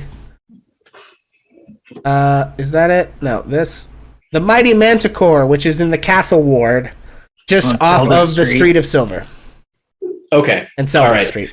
So that's that. We will worry about that if I survive. Okay. So on second thought, I have determined I would like to meet up with, what was the tiefling girl's name again? Penitence, I believe. Penitence. That's right, Penitence. I'm going to send word for her to meet me at the Yawning Portal. But before she arrives, while I am waiting for her, I will seat myself at the bar in front of Durnan, since I have just remembered he and I are kind of pals. Okay. And I'm going to sit down in front of him and go, now granted, I have always paid this dude way more than the drinks that I drink are worth. So I'm going to sit down in front of him and I'm going to say, hey, Durnan, you got a second? Yeah, sure. What's up, Red? So I would like to handle my tab, but I don't quite want to pull this much money out in front of all these people, not to speak ill of the folks in your bar, but I really would feel more comfortable handling this like in the back somewhere, just you and me. All right, that's kind of weird. Bonnie, you got this. And he takes you back around behind the bar and sort of like folds his arms and says, all right, what gives? And Gray looks around. There's nobody to overhear, basically. It doesn't seem like it, no. Okay, so he wears this kind of like, I mean, he's in D&D, but the garment, the upper garment he wears kind of resembles a hoodie. And he keeps the cowl hidden like inside the hood, draped down his back, basically. And he's going to peel the hood out and drop it on the table next to him. And he's going to say, I'm assuming that by now you've probably heard of me. He looks at the hood and says, no, not really. What's up? I'm the Gray Fox. Okay. I'm also... Oh, you really haven't heard of me? Okay, no, well, not really. This isn't important then, and he's actually going to like fasten the thing back into his hood. I am committed to facing existential threats to this city. I am a member of Force Grey, but I'm also a bit of a freelancer. And Okay, so maybe you haven't heard of the Gray Fox, but I'm assuming you're familiar with the war going on between the Zentarum and the Xanathar's Guild. Yeah, And those crazy sons of bitches got in a fight right here in my damn bar just the other night. Right. So you're a simple bartender, but I'm assuming that sword above your bar is good for something besides killing trolls, right? You would be correct, yeah. Uh-huh. You never, once an adventurer, always an adventurer. You never really lose the itch. No, you can go down to the house of, the Hospice of St. Lauren. They got a cream. Oh, no, you mean, okay, yeah, no, yes, right, I get Right, okay, all right. yeah, uh-huh. I mean, I know you don't have a personal stake in this fight, except for the fact of these assholes getting into fights in your bar unnecessarily. Look, Durnan, me and my friends, are planning on putting an end to this war. And I think that we could use someone of your experience level, and I think that you want to do this and that you have the balls to. We strike tomorrow against Manchun. I'll do it on one condition. What's that? Somebody gets me just a lot of cocaine. You know, I think that's probably doable. Excellent. I didn't know that was your thing, but yeah, why not, right? My understanding is that there's going to be a vault with a lot of money involved, and we all know money buys just about. I mean, money can't buy everything, but it can buy drugs. So, excellent. Yeah, man. Oh, you got a deal, buddy. All right. He sort of like slaps your hand and shakes it like, and he's a big guy. And I'll shake it back. Durnan, I appreciate you. You are a gentleman and a scholar, and I am going to head right back out to run into penitence. And you see him walk back behind the bar and start slinging drinks. All right. Yeah, okay, and you see penitence. All right. So I am going to I'm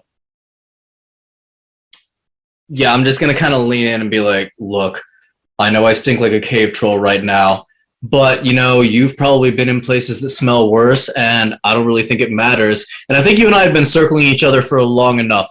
Meet me upstairs. And then he goes up to an upper room. Bar. Interesting. Short and sweet. Yeah. Okay. I think she'll slam down whatever she was drinking and follow you upstairs. Sure. All right. So she gets inside, and he's gonna say, "Is it all right with you if I lock this door?"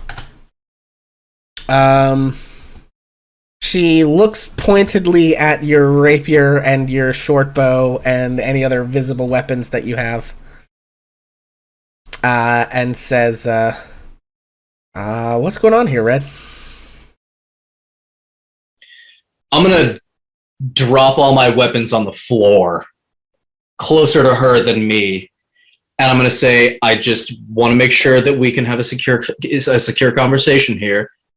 Is it okay if I lock this door?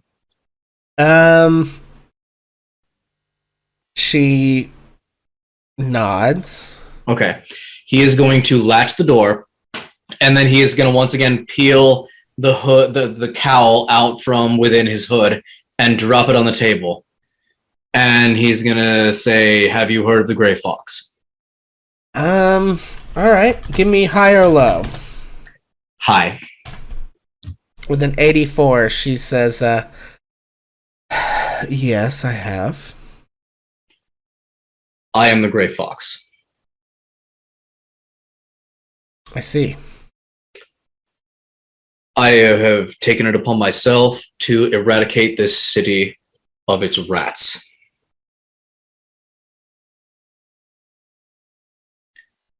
And tomorrow, my associates and I are going up against a very big rat.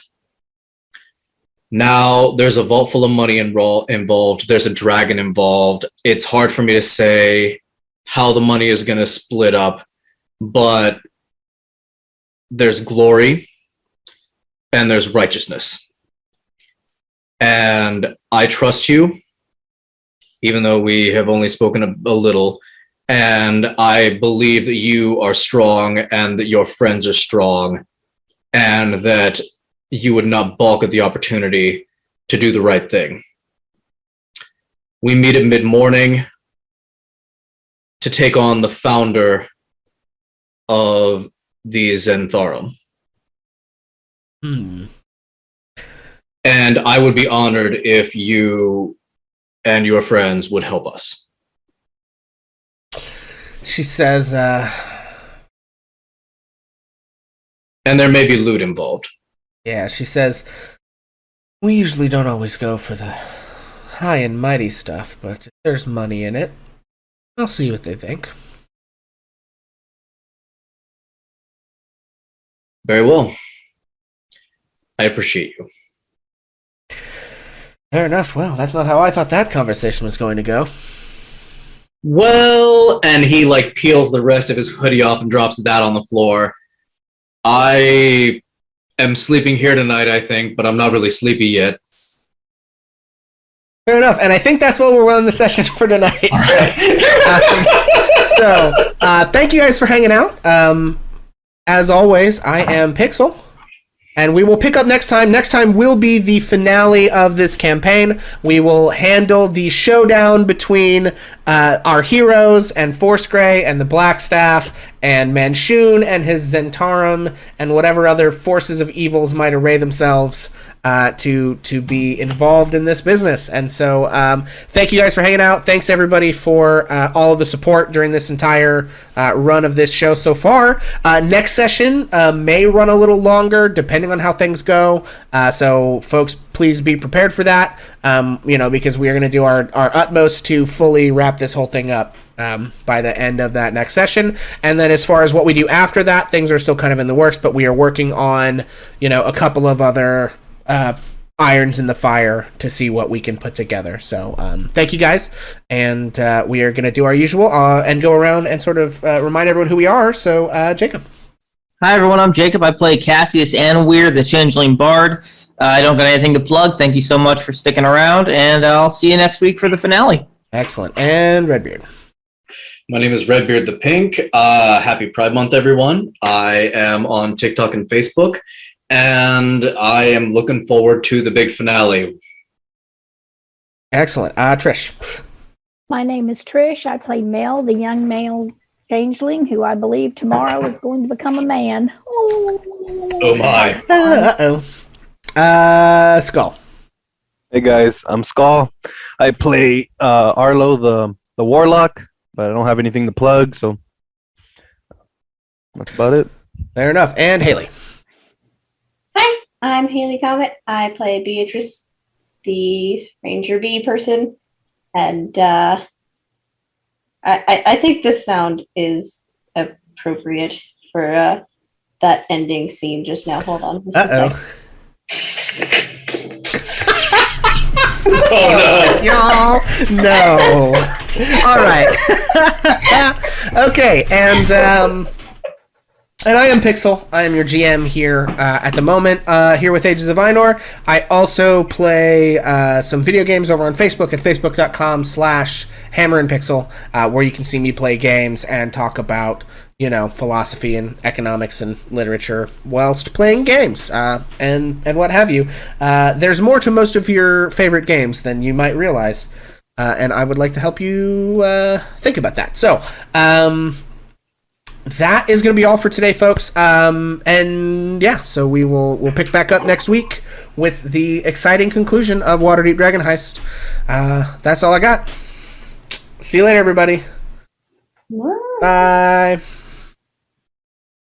Let me tell a tale of a world where heroes walk among us, fighting through the darkness, left by monsters and by selfish men.